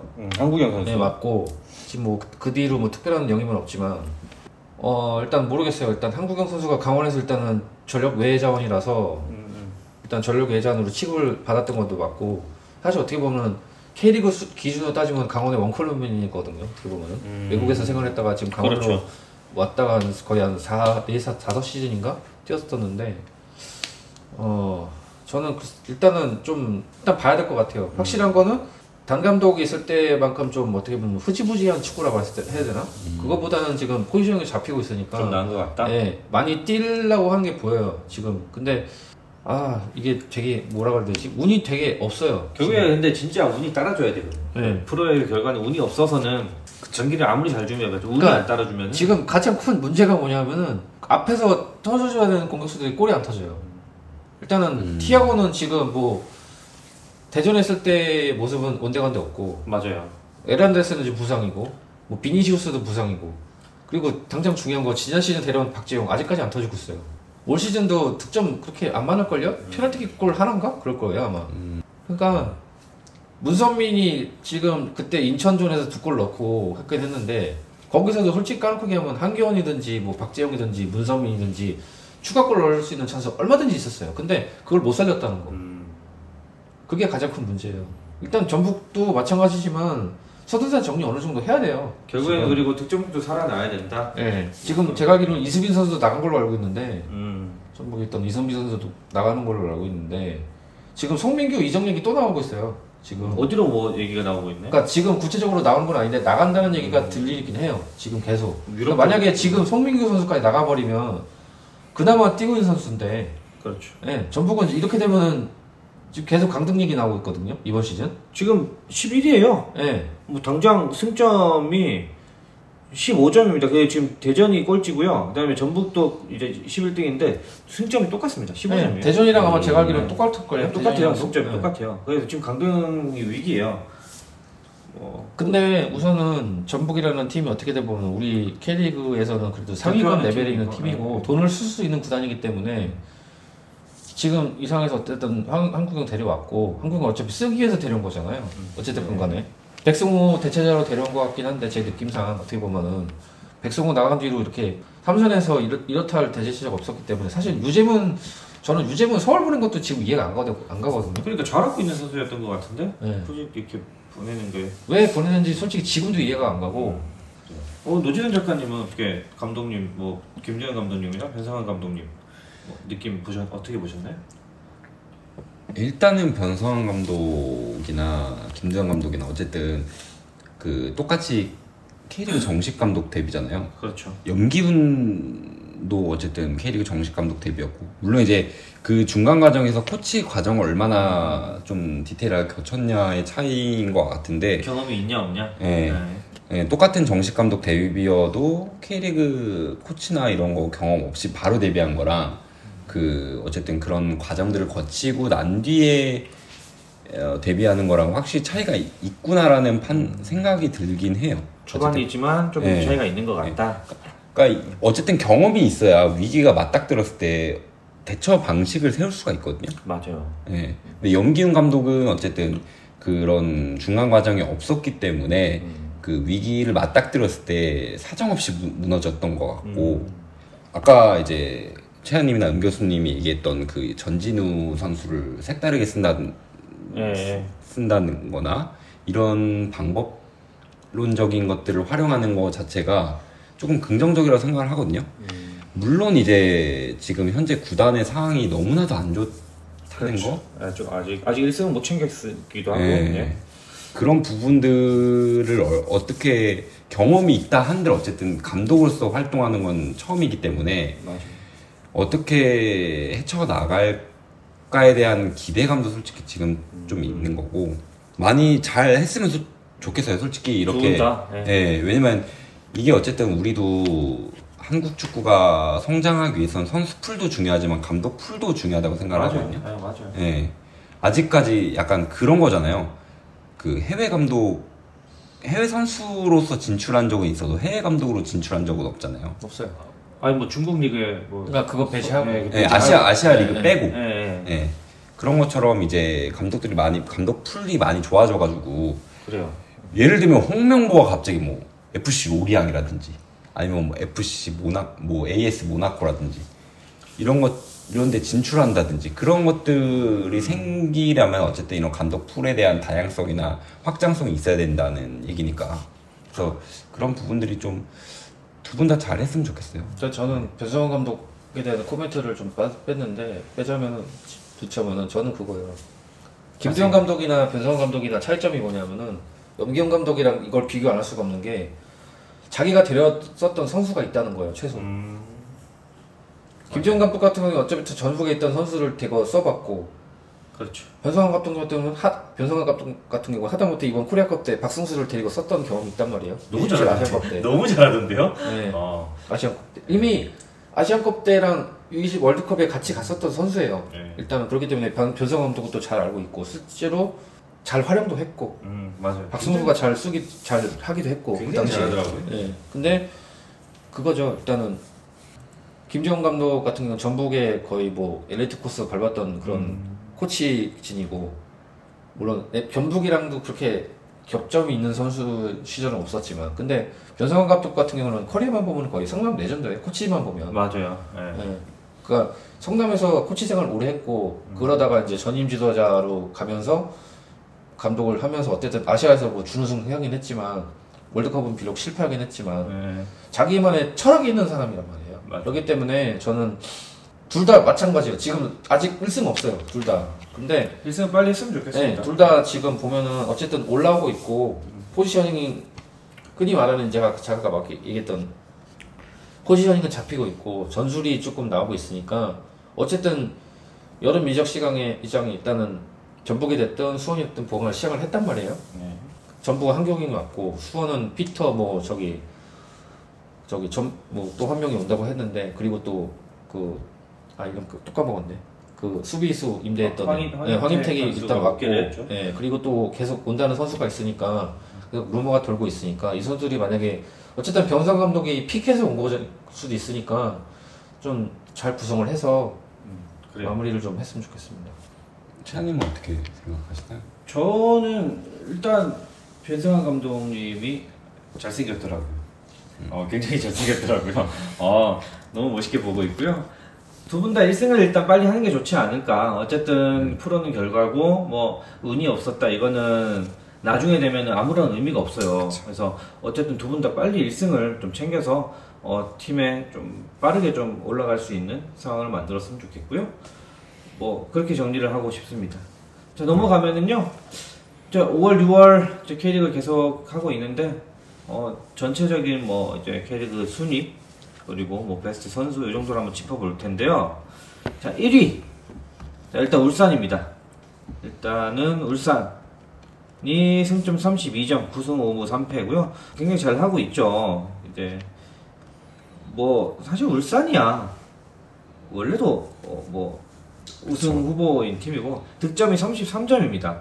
굉장히 많은 득점을 올리고 있어요. 실점은 20점. 그리고 굉장히 깔끔하게 하는 팀인 것 같아요. 이거 뭐 굳이 중요한 건 아니지만 파울 수도 좀 적네요. 뭐 꼭 중요한 건 아니지만 어쨌든 득점력이 가장 높은 팀이라는 거. 그리고 놀라운 결과가 있습니다. 뭐 저만 놀라운지 모르겠는데 2위에 강원이 올라와 있습니다. 강원이 9승 3무 4패. 최근 5연승이에요. 네, 최근 5연승입니다. 그래 그게 중요해요. 최근 경기가 너무 좋습니다. 생각보다 잘하고 있어요. 이 강원의 어떤 선수가 지금 제일 잘하고 있죠? 다들 아실 텐데. 양민혁. 그렇죠. 양민혁 선수를 조금 얘기를 드리려면은 이 선수가 아직 고등학생이죠? 이제 프로 계약했고. 이제 프로 계약을 했고 굉장히 어린 선수인데. 그러니까 어떻게 보면 그러니까 솔직히 말하면 프로 데뷔 첫 시즌이죠. 그렇죠. 정식 데뷔 첫 시즌. 이 선수의 장점과 단점이 어떤 게 있나요? 우선은 가감성. 네. 젊은 선수의 특유의 그런 가감성. 그리고 사실 U17 때는 이 선수가 수비 가담이 전혀 없었어요. U17 때? 네, 수비 가담이 전혀 없었던 선수인데 그렇게 눈이 띄지도 않았고. 근데 지금은 수비 가담까지 하고 프로에 올라왔어요. 네. 근데 그게 단순 수비 가담이냐 그게 아니에요. 정확한 포지션을 잡고 있는 선수고 그리고 또 하나 문제라기보다 특이 장점이 뭐냐면은 일단 겁이 없으니까 자기 하고 싶은 거 다 해요. 무서울 게 없죠. 네. 네, 무서울 게 없지. 사실 이게 어떻게 보면은 그 전 시즌에 양현준이 되게 존재감이 되게 컸잖아요. 그렇죠. 양현준 선수의 근데 존재감이. 저는 그 이상이라고 봐요. 그 지금 이상이다? 국장은 이런 얘기까지 해요. 쌍용이 있었던 FA서울 시절 그 퍼포먼스가 그 이상이라고. 그래요? 네, 저는 그것도 동의해요. 그래서 그런 얘기도 들었어요. 그 양현준보다 더 크게 될 수 있는 선수다. 저도 양현준 물론 아, 이미 아직 넘었어요. 네. 물론 이제 앞으로 양현준 선수도 아직 어린 선수고 아직도 기대감이 있는 선수지만 두 분 다 참 같은 양씨로서 굉장히 잘했으면 좋겠는데요. 그래서 비교도 많이 되더라고. 둘 다 같은 양시고 그렇죠. 네. 그 양현준 선수도 강원 네. 선수였잖아요. 네. 그러다 보니까 비교가 되게 많이 되더라고요. 양현준 선수가 이끄는 강원 앞으로도 그런데다가 경기. 또 하나 이게 되게 신기한 게 뭐냐면은 이 선수 안 지쳐요. 아 체력이 좋구나. 네. 풀타임 거의 뛰고 가는 경기가 최근에 많아요. 되게 윤정환 감독이 최근에 처음에는 이제 교체에 막 이제 투입하고 막 70분에 빼고 뭐 80분에 빼고 했었는데 최근에 보면은 교체 때가 나가는 경기가 거의 없어요.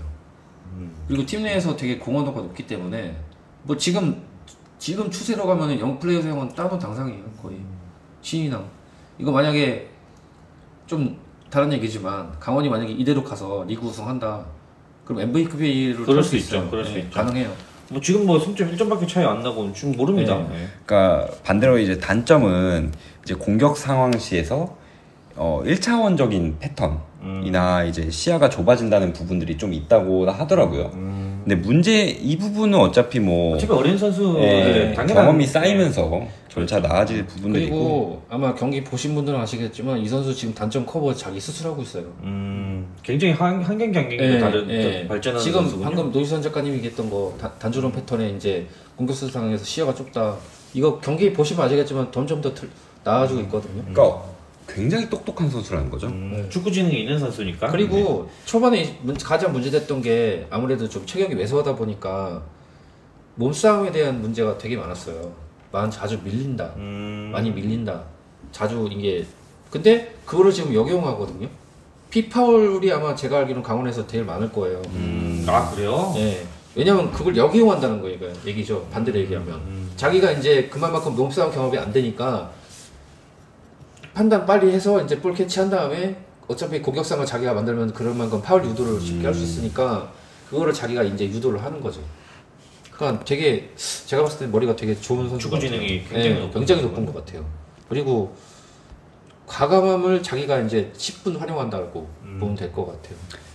그러면 이제 양민혁 선수는 여기까지 해서 정리하고 그 5월, 6월 K리그 경기를 돌아봤을 때 베스트 선수를 꼽아본다면 베스트 선수. 네, 누가 있을까요? 저는 선수. 음대수님 먼저 얘기해 보실까요? 저는 링가드. 링가드. 네. 왜냐하면은 폼이 많이 올라왔죠. 네, 그것도 있는데 주장을 맡았을 때 솔직히 반신반의 했던 사람들 되게 많았어요. 인캣. 네. 과연 그 정도까지 그 가치가 있는 선수냐, 이 선수가 주장으로서 얼마만큼 해줄 수가 있느냐. 근데 울산과의 경기에서 그렇게까지 리더십을 보여줄 줄은 몰랐거든요. 저는 솔직히. 그러니까 이 선수가 어떻게 퍼포먼스가 있는 선수잖아요. 그렇죠. 네. 어쨌든 프리미어리그에서 뛰었던 선수이기 때문에. 그러니까 지금 최근에 보면은 되게 폼이 많이 올라왔어요. 그러니까 저는 왜 굳이 꼽았냐면은 어쨌든 25년 되니까 이종효 감독이랑 마찬가지로 스토리를 지금 계속 자기가 보여주고 있거든요. 단적으로 수요일날 있었던 코리아컵 때 승부차기 했을 때 자기가 하는 것 마냥 그 리액션 딱 보는데 얘가 정말 진심이구나. 정말 진심으로 같이 그 FC 서울에서 뛰고 있구나. 당장 얼마 전에 이제 레스터시티 그 링크 기사 났을 때 그 얘기 하잖아요. 자기는 기사 안 본다. BBC 영국에서도 찌라시 같은 기사 많이 만들어내기 때문에 믿으실 필요 없다. 난 안 간다. 뭐 이런 식으로 얘기했잖아요. 그러니까 지금 갔을 때 되게 진심인 것 같아요. 그래서 저는 그냥 기량이라든지 뭐 이런 퍼포먼스를 봤을 때 좀 아직은 많이 부족한 게 보이지만 올 한 달 이슈거리로만 봤을 때는 그래도 양현준 다음으로는 링가드가 아닌가 저는 생각을 해요. 그 이상적인 경기는 솔직히 그거였죠. 전북이랑 인천 2대2 그거. 저는 이제 뭐 선수라면 꼽자면은 사실 뭐 K리그를 뭐 지금 요즘 제가 2부 리그를 보느라고 1부 리그를 잘 안 보고 있긴 한데 뭐 득점 1위에 올라 있는 이승우 선수 항상 저는 잘 보고 있어요. 뭐 득점 장면만 보고 있는데 이승우 선수가 아직도 득점 1위입니다. K리그 득점 1위인데 이 선수를 뽑고 싶고 베스트 10일에도 뭐 4번이나 뽑혔고 뭐 지금 14경기 9득점이에요. 굉장히 잘하고 있습니다. 어쨌든 사실 어떻게 보면 수원FC 상승세에 이끌고 있는 그렇죠. 1순위 선수니까. 그렇죠. 지금 수원FC는 성적도 지금 잘 나오고 있기 때문에 이대로 간다면은 뭐 상위 스플릿에 안착하고 뭐 상위권 싸움도 조금만 더 하면 그리고 지금 여기서 있거든요. 주목해야 될 게 뭐냐면은 득점 1위, 도움 1위가 다 수원FC예요. 그러니까. 네. 도움이딘 지금 누구죠? 안데르손 8개. 안데르손? 8개나 벌써 했어요. 굉장히 공격력이 다시 또 뛰어난 팀으로 다시 변하고 있습니다. 원래 이제 이 DNA가 있어서 그런 건지. 뭐 노지선 작가님은 선수하면 꼽자면 저도 어쨌든 이승우 선수를 꼽을 것 같아요. 그동안 경기 해오는 거나 그 경기를 이끌어가는 감각적인 부분이나 이런 부분들을 다 고려했을 때 괜히 지금 이제 최다 득점 선수 랭크에 랭크되어 있는 게 아니기 때문에 경기를 바꾸는 능력이나 감각적인 부분에서 일단은 K리그 탑티어라고 생각을 합니다. 지금 현재로서. 네, 저도 그렇게 생각합니다. 동의합니다. 그래서 굉장히 이렇게 볼 끌고 이제 감아차는 거나 이런 부분들 봤을 때 야 진짜 잘하긴 잘한다 이런 생각을 많이 하긴 하거든요. 지금 뭐 거의 최고의 크랙이라고 봐도 상관없죠. 별로 이렇게 의견이 없을 거예요. 그러다 보니까 뭐 여러 구단에서 관심을 받고 있는 것 같긴 한데 이적 사과가 좀 열렸죠. 예, 슬슬 생기고 있는 것 같아요. 근데 어쨌든 뭐 올 시즌까지는 같이 해줘야. 네, 그렇죠. 저 유니폼 산지 얼마 안 됐거든요. 중요합니다. 때문에, 중요합니다. 팬들은 중요해요. 근데 보통 유니폼 사면 가던데. 그러니까 저도 제가 사는 선수 중에 안 간 선수는 별로 없습니다. 거의 가더라고요. 계속 잘 해줬으면 좋겠습니다. 그래. 일단 아무래도 이승우 같은 경우는 파이팅도 있고, 그렇죠. 쇼맨십도 있고, 되게 팬들을 위하는 그런 마음도 네, 큰 되게 선수고 많고. 프로십도 좋고. 그러니까 어떻게 보면 이제 지난 시즌까지만 해도 되게 좀 뭐라 그래야 되지? 과몰입 같은 게 되게 많았어요. 그래서 막 퇴장도 당하고 맞아요. 그런 게 있었는데 이번 시즌은 그게 많이 좀 줄이는 것 같아요. 그리고 김원중 감독이 프리롤로 다시 쓰면서 좀 날개를 단 것 같아요. 네. 지금 계속 윙에만 특혜로 박혀 있다가 지금 중앙에서 이제 계속 볼백업 하는 형식으로 하고 이제 이 선수도 지금 피파울이 지금 되게 많잖아요. 어떻게 보면. 그렇죠. 네. 그렇다 보니까 지금 일단 당장 이번 주에 경기가 또 있는데 참 서울이랑 붙거든요. 내일. 그래요? 저 내일 갈까 지금 생각 중이거든요. 상암에. 상암이요? 네, 한번 갈까 생각 중인데 되게 기대돼요. 왜냐면 서울이랑 수원이랑 할 때마다 이게 되게 좀 이슈몰이가 좀 있으니까 나름대로 아무래도 또 다른 경기 더비니까. 맞아요. 네, 경기 더비니까. 네, 앞으로도 뭐 좋은 활약 기대하겠고요. 다른 선수들도 좀 분발해서 저희한테 이제 저희 방송이 아무것도 아닌 저희 방송이지만 많이 언급됐으면 좋겠고요. 자, 지금 이번에는 조금 쉬어가는 코너죠. 지금 우리 락사는이라는 코너인데요. 지금 우리 락사에서는요 이벤트를 하나 하고 있습니다. 브레인스토어에서 발간한 위리겐 클럽 도서 이벤트를 하고 있는데요. 벌써 몇 번째 많이 했죠. 브레인스토어는 저희가 17번째 도서가 발간된 거예요. 굉장히 오랫동안 저희 락사와 이벤트를 많이 진행하고 있는데요. 감사합니다. 네, 브레인스토어 너무나 감사하고요. 6월 24일 자정까지 이벤트 이제 공지 전체 공지에 보시면은 이벤트 공지가 있어요. 이제 댓글로 내가 뽑은 클럽 감독의 리버풀 명경기와 그 이유 이런 주제로 이제 댓글을 남겨주시면은 저희가 10명을 이제 선정해서 당첨자를 발표해서 도서를 보내드릴 건데요. 많이들 참여 많이들 해주시고요. 두 번째로는 저희 이제 카페 이주 관련 좀 무거운 주제인데 이주 관련에 대해서 이제 회원들의 생각을 좀 종합을 하고 있어요. 뭐 여러 가지 안도 나와 있고 이거에 대해서도 이제 회원분들도 많은 의견을 주시고 있는데 요즘 특히나 이제 다음 클린 관련해서 불만이 많은 걸로 알고 있는데요. 조금만 참아주시고 의견이 종합되는 대로 뭐 장기적이든 단기적이든 이렇게 좀 종합되는 대로 좀 조치를 한번 취해보려고 하고 있으니까요. 뭐 간단한 의견부터 아니면 조금 자기의 생각을 조금 더 많이 표현하시는 분들도 있는데 많이들 댓글 달아주시면 감사하겠습니다. 자, 그리고 저번 달에 저희 방송에 댓글이 하나 달렸네요. 자, 스티키님 감사합니다. 자, 세상에서 제일 무능한 대한축협과 클린스만의 똥이 아직도 라는 댓글 달아주셨는데요. 너무나 감사하고요. 다른 분들도 혹시 이게 조회수는 생각보다 많이 나오는데 댓글이 좀 부족해요. 댓글도 많이 좀 달아주셨으면 좋겠습니다. 조태구알. 그래요. 예. 조태구알. 욕 아닙니다. 자, 이제 지금 우리 락사는 이 정도로 하겠고요. 바로 이어가겠습니다. 이제 해외 축구 토크 소식으로 이제 얘기를 할 텐데 너무나 많습니다. 이제 유로도 개막을 했고 방송일 기준으로 코파도 코파 아메리카도 개막을 했거든요. 이제 그 전에 저희한테는 좋은 소식이 아닙니다. 이제 벤탄쿠르 선수의 이제 인종차별 진짜 왜들 이러는 거예요? 이게 더 화가 나는 이제 토트넘의 대응 이런 것도 좀 있었는데요. 그거에 대해서 어떻게 뭐 노지선 작가님 한번 말씀해 보실까요?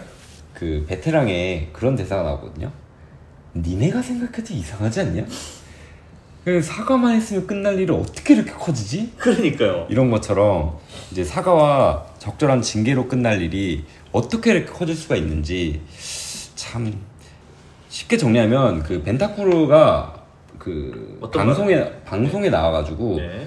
그 리포터가 그렇게 말합니다. 그 벤탄쿠르한테 나 그 코리아 선수 그 사인 그거 그 유니폼 받아줄 수 있냐 이렇게 물어봤는데 네. 벤탄쿠르가 그렇게 대답해요. 소니 이러면서 그 소니 사촌 그 사인 받아서 줄 수도 있다. 왜냐면 걔 다 똑같이 생겼거든. 이렇게 얘기를 합니다. 그러니까 이게 그 동양인은 다 눈 찢어졌고 뭐 그렇죠. 피부가 황인종이고 이런 것처럼 약간 인종차별로 해석될 수밖에 없는 인종차별 맞아요? 인종차별 네. 맞아요. 이게. 네. 그래서 그 이후에 그 벤탄쿠르가 인스타에 올렸습니다. 그 사과문을 네. 올렸고 그 다음에 송민 선수가 이제 그 어떻게 대응했는지에 대한 그 SNS 올렸고 그 다음에 토트넘에 그게 올라왔습니다. 대응이 나왔다. 한심한 대응이. 네. 근데 문제는 뭐냐면 벤탄쿠르가 그 인스타그램에 올렸다고는 했지만 그게 인스타그램 스토리를 올렸어요. 그러니까 24시간 지나가면 없어지는 거죠. 없어지는 거거든요. 그래서 일단 요게 문제고, 그리고 토트넘 쪽에서도 이제 그 우리는 그 캡틴 손흥민의 그 정상화하려는 것들을 지원을 한다. 굉장히 적극적으로 지원을 하고, 뭐 그 그러니까 벤탄쿠르라고 딱 지정해서 말하진 않았지만 우리 뭐 인종차별이나 뭐 이런 부분들에 대해서 계속적으로 교육이 들어갈 거고, 뭐 이렇게 교정이 들어갈 거다라고 얘기를 하긴 했지만, 이게 그 인종차별에 대한 적극적인 개선 의지를 나타냈다고 보기에는 조금 어렵거든요. 어렵다. 네. 그래서 그런 부분들이 조금 많이 아쉬웠죠. 그냥 사과하고 징계하면 끝날 일인데. 네. 별거 아닌 게 아니라 그냥 쉽게 갈 수 있는 거거든요. 이거 왜 이렇게 커져야 되는지 참 이해를 할 수가 없습니다. 정말 이해를 할 수가 없습니다. 누가 봐도 인종차별 발언이잖아요. 그래서 그 소니의 대응이 과연 적절했는지에 대한 그 축구 팬들의 의견이 조금 갈리긴 하더라고요. 물론 이제 그 어쨌든 그 벤탄쿠르 선수와 굉장히 친하고, 개인적으로 친하고, 그러다 보니까 조금 최대한 좋게 넘어가려고 했던 부분들에 대해서는 좀 나이스한적인 부분들이 있지만, 어쨌든 이게 그 벤탄쿠르가 얘기했던 것들이 그 단순히 소니만 지칭되는 사항은 아니거든요. 그렇죠. 동양인 전체에 대한 거기 때문에. 그래서 조금 더, 물론 그 손흥민 선수가 그 이전에도 인종차별적인 부분들을 많이 겪긴 했어요. 많이 당했죠. 예. 그래서 조금 그냥 최대한 좋게 넘어가려는 부분들이 있고, 그거에 대해서 이해를 못하는 건 아니지만, 그래도 어쨌든 그 동양인 전체에 해당되는 욕이고 차별일 수 있는 부분이기 때문에 조금 더 적극적으로 대응하고, 좀 더 과감하게 좀 더 리액션이 크게 대응했어야 되는 게 아니냐라는 의견들도 조금 이해가 안 되는 것들은 아닙니다. 이해가 안 되는 건 아니에요. 같은 직종에 있는 선수끼리 다들 아는, 친하게 지내야 되는 사람이, 계속 만나야 되는 사람이고 하다 보니까 뭐 그런 것 같긴 한데. 근데 요런 대응들이 쌓여서 맞아요. 그러니까 그 이런 대응이 조금 부적절했다라고 얘기하시는 분들은 얘기를 들어보면, 이런 대응이 하나하나씩 쌓여가지고 동양인들은 저렇게 대해도 아무런 별거 아니다. 뭐 그냥 소소하게 넘어가는구나라고 생각할 수 있다라고 하거든요. 그러니까 그렇게 되면 안 된다라는 거예요. 예. 뭐 흑인들은 그것 때문에 뭐 총도 들고 칼도 들고 사람도 죽이고 하면서까지 피 흘리면서까지 싸웠던 게 인종차별의 역사다라고 얘기하는 부분들이 있다 보니까 그 소니의 대응이 조금 아쉽다라고 하시는 분들도 좀 있어요. 조금 뭐 이해가 안 가는 건 아닙니다. 손흥민 선수가 워낙 많은 사람을 대변하는 자기가 그런 권력을 가지게 돼버린 것도 자기가 원해서 그렇게 된 것도 아니기도 하고. 그냥 본인은 축구만 열심히 했을 뿐인데, 그렇죠. 어쨌든 그렇게 아시아인을 대표하는 그런 게 돼버렸으니까. 아무튼 앞으로 참 이런 일이 참 없었으면 좋겠고요. 참 구단들도 좀, 뭐 우리나라 구단들도 똑같아요. 뭐 당연히 인종차별은 어디에서나 없어야 되는 거고, 잘 교육이 되길 바라겠고요. 이게 이걸 다시 처음으로 잘 짚어보자면은, 벤탄쿠르 인스타 스토리 올렸던 거 잘 보잖아요. 그게 소니로 돼 있어요. 일본 소니로. 일본의 소니요. 그것 때문에 욕을 많이 먹었어요. 더. 그러니까 이게 그거 때문에 이제 찍고 넘어가는 사람들이 많았어요. 왜 이게 제대로 된 사과가 맞는 거냐? 자기 동료 별칭 하나도 제대로 쓰지 못하면서 이게 무슨 사과냐? 이런 식으로 하는 사람이 많았거든요. 저도 그건 동감하는데, 솔직히 저도 그것까지 쓸까 하다가 그건 안 썼어요. 일부러. 이게 오해를 살 수 있는 소지가 있을 수도 있으니까 저는 그것도 안 썼는데, 작년에 우리나라에서 한번 이런 비슷한 거 있었잖아요. 울산 대형 족같이 해가지고 그때 개욕 먹었잖아요. 저는 그거 솔직히 까놓고 얘기하면은, 손흥민에 대해서 뭐 각자의 생각에 대해서 말해보라고 해가지고 얘기하겠는데, 이거 솔직히 까놓고 얘기해서 손흥민이 강경하게 대할 수 나가는 그런 방안이 있었을까요? 저는 오히려 그렇게 묻고 싶어요. 쉽지는 않죠. 아니 사실 까놓고 얘기해서 한두 번 본 사이도 아니고, 맞아요. 1년 넘게 2년 넘게 가까이 본 사이예요. 뭐 아까도 말했지만 이해는 되죠? 네. 이해는 돼요. 그거를 손흥민 선수 입장에서 생각해야지. 일단은 첫 번째로 그 사람이 피해자니까 그렇죠. 이거를 아시아 전체를 끌고 가는 거는 저는 솔직히 좀 아니라고 생각하거든요. 그러니까 이해는 가요. 이해는 가는데 그거는 손흥민 선수가 판단하고 해결해야 될 문제예요. 근데 거기에 대해서 왜 자기들이 감나라 배나라 하냐고요. 자기가 당한 피해자가 아니잖아요. 자기가 당했으면 그렇게 얘기할 수 있어요. 근데 자기가 당한 피해자가 아닌데 본인이 그렇게 얘기했어요. 생각을 정리하고 얘기했겠죠. 내 생각은 이렇다. 그러니 이렇게 해야 되는 걸 존중해달라. 이렇게 얘기했잖아요. 그럼 거기서 끝내야지. 그걸 왜 자기들이 판단을 해요? 저는 근데 그게 다만 거예요. 그 다른 팬분들이 화내는 이 포인트가 어떤 건지는 이해가 되는 게 어쨌든 걔네 다 똑같이 생겼어라고 하는 순간 이미 손흥민만 지칭한 게 아니에요. 저도 그렇게 생각하거든요. 네. 네, 저도 그거에 대해서는 뭐 맞는데 일단은 어쨌든 손흥민은 피해자잖아요. 일단 1차원적으로 피해자잖아요. 그건 그래요. 그걸 지칭한 거기 때문에 근데 다들 그렇게 알고 있는 사실이고. 그건 있어요. 비니시우스도 이와 비슷한 사건을 몇 번 겪었을 때 뭐 팀 동료고 나발이고 일단은 개빡세게 좀 대응했던 것도 있었거든요. 맞아요, 그것도 있어요. 네, 그러다 보니까 뭐 어쨌든 우리나라 정서랑은 조금 다르긴 하겠지만 어쨌든 좀 더 개빡세게 좀 대응을 한 번이라도 했으면 조금 더 이런 사태나 동양인들을 조금 깔보는 시선들이 조금 나아지지 않을까라는 아쉬움은 공감은 됩니다. 저도 사실 그게 공감돼요. 네. 저도. 그러니까 이것도 되게 조심스러운 얘기잖아요. 어떻게 보면 손흥민 선수 같은 경우 이미 독일에서 인정차별을 당했고 지금 여기에서도 인정차별을 수도 없이 당했어요. 일단 지지난 시즌에 크리스탈 팰리스 경기 때 이렇게 눈짓거리 하는 경기 그 관중이 있어서 일단 토트넘 구단에다 징계를 때렸잖아요. 그러니까 저는 이게 순서가 되게 잘못된 게 손흥민이 먼저 얘기하고 토트넘이 얘기할 게 아니라 토트넘이 베탄쿠르 그 사고가 터진 그 다음에 바로 얘기를 꺼냈어야 했어요. 이게 순서잖아요. 그러니까 울산이 작년에 욕먹었던 게 그거잖아요. 미적지근하게 대응해가지고 어설프게 결과 냈으니까 지금까지도 욕먹고 있잖아요. 그거에 대해서. 아직도 욕먹고 있을걸요. 제가 알기로는. 왜냐면 태도가 미적지근했으니까. 이거 아마 이거에 관해서 또 이거 가지고 꼬투리 잡았던 사람들 분명히 있을 거예요. 우리나라 사례 들추고 우리나라는 떳떳한 게 맞는 거냐? 얘네도 이렇게 하고 있는데 당장 이렇게 말해버리면 뭐 할 말이 없는 거죠. 근데 아무튼 그걸 떠나서 저는 토트넘이 왜 이렇게까지 심지어 다른 선수도 아니고 주장인데 주장을 보호해줘야 될 거 아니에요. 그래놓고 뭐 재계약 뭐 어떻게 재계약 얘기 없다가 이제 재계약 이슈 기사 나버리니까 그때 재계약 이제 얘기해버리고 팀 레전드에 대한 대우가 전혀 없는 것 같아요. 보면. 사실 지금 손흥민 선수가 여름 휴장 시작됐겠다. 자기 맘먹고 나가버리면은 할 말 없어요. 토트넘에서도. 그렇죠, 당연히. 네. 팬들도 할 말 없을걸요? 대우를 이렇게 족같이 해주는데 어떻게 하겠어요?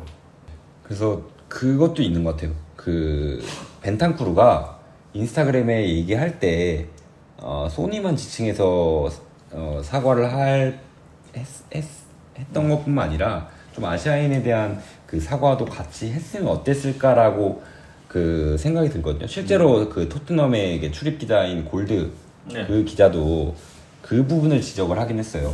인스타그램 스토리 올렸을 때 그 손흥민에 대한 사과뿐만 아니라 아시아인에 대한 전체 아시아인에 대한 그 사과와 반성 그런 부분들도 같이 멘트에 포함했으면 어땠을까라는 그 얘기를 같이 했었어요. 네. 일단 손흥민 선수 같은 경우는 되게 글을 보면서도 되게 보이는 게 고민을 되게 많이 한 흔적이 보여요. 보면 한 문장 한 문장이 자기가 얼마만큼 어떤 영향력이 있는지 알고 있으니까 되게 한 단어가 되게 조심스러웠을 거예요. 제가 봤을 때는. 그래서 그러니까 이게 그거죠. 방금 얘기했을 때 아시아 전체에 대한 그런 사과에 대해서 얘기를 하라고 하셨던 게 있잖아요. 전 이것도 아마 손흥민 선수가 되게 조심스러워서 안 쓰지 않았을까 하는 생각도 있어요. 왜냐면 자기가 말 한마디 잘못해버리면 이게 어떻게 될지 자기도 감당하고 있기 때문에 그냥 자기만 안고 가겠다는 심정이지 않았을까 저는 이렇게 생각을 하거든요. 자, 요거 주제는 하나만 더 얘기하자면은 아까 벤탄쿠르 인스타 스토리 그 24시간 지나면 욕먹었다고 했잖아요. 이거와 연결되었던 게 재작년에 그 딘딘 카타르 월드컵 때 벤투 감독 욕먹었다가 사과했던 거 그때도 똑같이 욕먹었잖아요. 그러니까 진실성 있는 사과라고 볼 수도 없는 거고. 근데 사실 진실성이라는 거는 본인만 아는 문제라서 사실은 이렇게 뭐 그걸 이렇게 따지기 힘들고 이제 우리 보편적인 이제 느낌으로는 그 24시간 뒤에 없어지는 게 그게 좀 아쉽다라는 거죠. 저희가 정말로 진심으로 많이 느꼈다면은 오랫동안 남는 페이지로 남기는 게 조금 더 좀 우리한테 더 와닿지 않나, 피해자한테도 더 와닿지 않나, 약간 그런 느낌을 전하고요. 자, 다음 주제로 넘어가겠습니다. 자, 유로 2024 개막을 했죠. 자, 소문난 잔치에 먹을 거 있다? 없다? 자, 이런 주제로 한번 준비를 해봤는데요.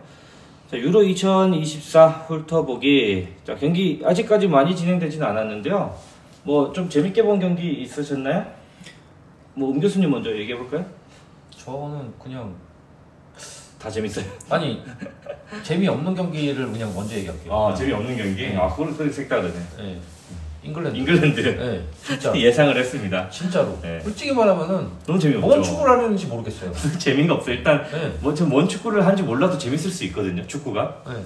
막 서로 뭐 득점이 많이 나온다. 제가 어저께 네. 1시 반에 일어났어요. 1시 반인가 1시 40분에 잠깐 잠들었다가 깨가지고 그러고 나서 잉글랜드 경기 후반전 보고 그 다음인가 스페인 이탈리아였단 말이에요.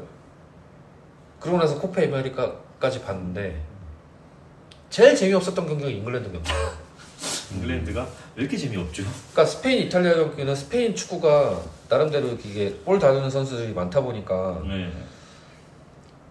되게 잘 풀어나가요. 그리고 이탈리아가 솔직히 좀 가둬놓고 팼다는 느낌이 들었는데 그래도 그 나름대로 재미가 있었어요. 그리고 아르헨티나랑 그 캐나다의 경기는 코파 아메리카? 네, 생각보다 맞불을 나서 캐나다가 그 나름대로 재미가 있었거든요. 근데 잉글랜드 축구는 뭘 보여주려는지 도무지 제가 모르겠어요. 그냥 유럽의 클리스만 같아요. 사우스게이트 감독이. 사우스게이트 감독이 굉장히 오래 맡았는데도 아직 팀이 그렇게 된 게 좀 이상합니다. 그러니까 인터뷰에서 그런 얘기 했더라고요. 칼빈 필립스 대체자가 없어서 우리가 지금 고생 중이다. 아니 마이누하고 벨링엄 있잖아요. 그러니까요. 라이스만 있는 게 아니잖아요. 네. 네. 엄청난 선수인데. 그게 칼빈 필립스 대체자가 없다고 해서 이런 축구가 나온다는 게 말이 됩니까? 칼빈 필립스가 뭐 손흥민급 선수도 아니고. 그리고 까놓고 얘기해서 포든을 아니 그 위치에 쓰는 게 맞아요? 어저께 후반 되고 나서 포든 원위치로 가니까 다 잘 풀어서 골대까지 맞추잖아요. 물론 득점은 안 됐지만 좀 답답해요. 그리고 어차피 본론으로 들어가서 이게 재밌는 경기를 꼽자면 터키랑 조지아 경기. 터키 조지아 경기. 이거 저는 풀타임으로 다시 봤는데 왜 반응이 역대급 경기였다고 얘기하는지 알겠더라고요. 이게 양 팀 다 D가 없이 경기하니까 와 이건 뭐 물론 터키가 3대1로 승리를 하긴 했는데 조지아가 어떻게 보면 되게 아쉬웠어요. 진짜 좀만 더 이게 좀 뭐라 해야 되지? 응집력이라고 해야 되나? 그런 게 하여튼간 있었으면 되게 재밌었을 텐데 일단 그 독일 축구도 생각보다는 재밌더라고요. 독일도. 독일이요? 네. 프랑스도 그렇고. 득점이 일단 많이 나오고 있으니까요. 네. 독일 경기가. 네, 그렇죠. 자, 그렇고 뭐. 그러니까 이게 어떻게 보면 빅네임 기준으로 봤을 때 조금 아쉬운 팀이 있다면은 지금 일단 잉글랜드. 그 다음에 벨기에. 벨기에가 졌죠? 저 경기. 네, 졌어요. 저기 저 깜짝 놀랐는데. 네덜란드랑 뭐 프랑스, 독일 뭐 이런 팀들은 자기만의 색깔을 갖고서 지금 어쨌든 네덜란드도 한 경기 이겼고 하포 선수도 골을 넣었고요. 뭐 노지선 작가님은 좀 재밌게 본 경기 있나요? 저는 첫 경기 어쨌든 독일 첫 경기는 아니고 그 스페인이 처음에 스페인과 크로아티아 어쨌든 크로아티아도 매 월드컵에서 좋은 성적을 보여줬던 팀이고 아직도 모드리치가 아직도 있고. 그래서 조금 나름 팽팽하지 않을까 싶었는데 생각보다 경기가 꽤 빨리 결정졌거든요. 스페인이 생각보다 좀 강한 것 같아요. 사이드하게 갔죠. 스페인이 제가 생각한 것보다 훨씬 강하게 가고 있는데. 그래서 골도 많이 나왔었고 그래가지고 특히나 라민 야말. 한국으로 치면 고등학생 나이라고 하더라고요. 그러니까 양현준보다 한 살 어려요. 그러니까 고등학생이 저렇게 약간 국제적인 대회에서 저렇게 활약한다는 게 되게 좀 많이 놀랍긴 했어요. 그리고 야말한테 가려서 그렇지 니콜 윌리엄스도 그렇게 많은 나이가 아니거든요. 아무튼 그래서 되게 재밌었게 봤고 우승팀을 예측해 본다면 저는 잉글랜드. 그래도 네, 잉글랜드. 네. 왜냐면 이게 조별리그에서 그 하는 거랑 그 뭐냐 토너먼트 들어가서는 또 하나 또 느낌 다를 수 다르긴 해요. 있거든요. 다르긴 해요. 그래서 약간 좀 재미없게 하는 축구일 수 있겠지만 어쨌든 결과적으로 남는 거는 승리고 점수고 이렇게 버티고 있다가 딸깍해가지고 그러면 좋죠. 한 점수 하나 내고 약간 그 무리뉴 그런 비슷한 느낌으로 그렇게 내게 된다면은 또 우승도 바라볼 수 있지 않을까? 그렇죠. 물론 당연히 우승을 바라보는 팀이기도 하고요. 네. 전력도 그렇고 멤버도 너무 좋고. 저는 이제 저도 얘기를 해보자면은 저는 뭐 우승팀은 어떻게 되는 건 잘 모르겠는데 저는 알바니아 경기 재밌던데요. 이탈리아와 첫 경기 했는데 20초 만에 골을 넣었어요. 네. 물론 이제 뒤에 역전 나고 원사이드한 경기로 지긴 했는데 20초 만에 골을 넣는 게 굉장히 특이했고 생각보다 알바니아가 어디 있는 나라인지도 이번에 처음 알았어요. 처음 알게 됐고 그리고 두 번째 경기 크로아티아 경기에서 비겼습니다. 알바니아가. 그래서 뭐 크로아티아가 역전했는데 아마 다시 붙었을 거예요. 네, 그래서 굉장히 재밌었던 걸로 기억하는데 물론 이 하필 조가 죽음의 조 걸려가지고 사실 다음 라운드 진출이 쉽진 않을 건데 마지막 경기가 스페인이랑 경기이기 때문에 그러니까 쉽진 않을 건데 그래도 뭐 약간 언더독으로서 재밌는 경기를 좀 해줬으면 하는 사실 제가 이거를 주목하려고 했던 건 아니고 이탈리아 경기를 좀 보고 싶어서 이제 처음에 보게 됐는데 생각보다 재밌더라고요. 알바니아 축구를 알바니아. 그러니까 아는 선수 한 명도 없거든요.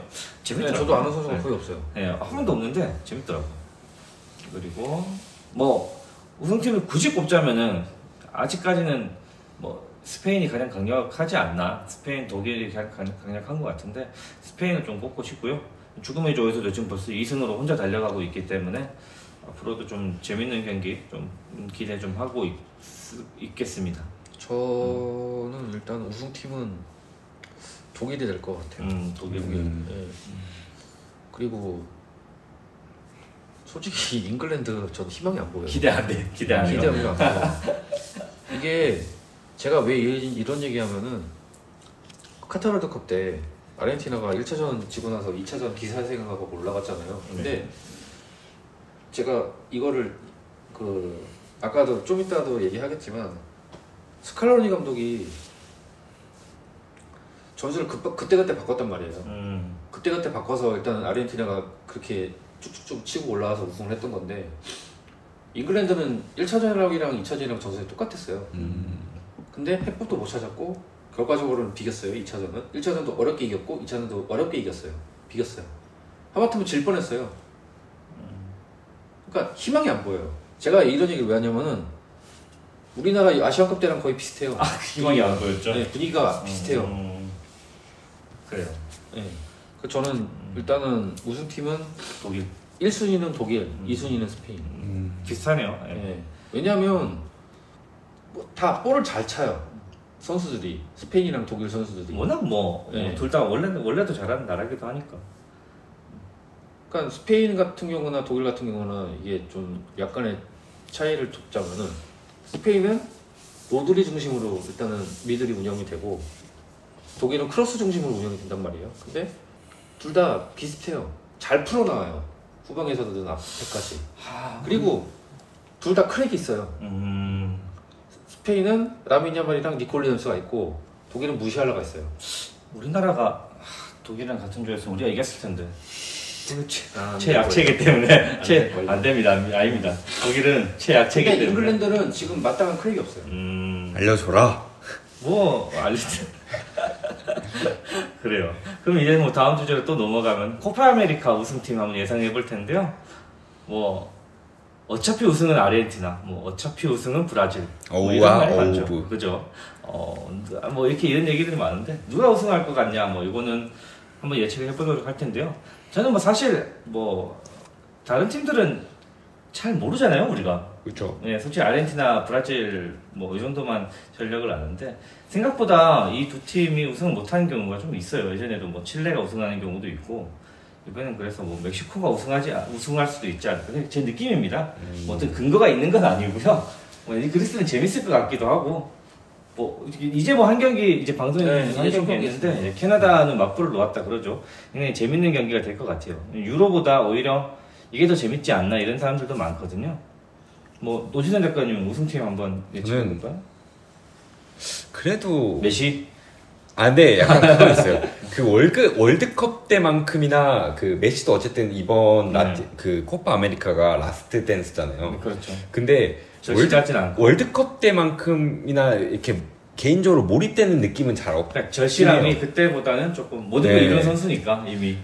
그쵸. 네, 모든 걸 이룬 선수. 그때는 진짜 야 메시 그 현대 축구의 거의 신화 같은 존재인데. 맞아요. 월드컵 우승을 한 번은 해봐야 되지 않겠냐. 팀 동료들도 메시를 위해 뛴다라는 그런 느낌이 있었는데. 근데 이제 약간 그런 스토리가 있어서 더 몰입된 경우도 있었는데 메시 스스로도 그랬을 거예요. 그래요. 근데 이제 월드컵까지 우승을 했으니까 이제 똑같은 라스트 댄스이지만 의미는 다르게 다가오거든요.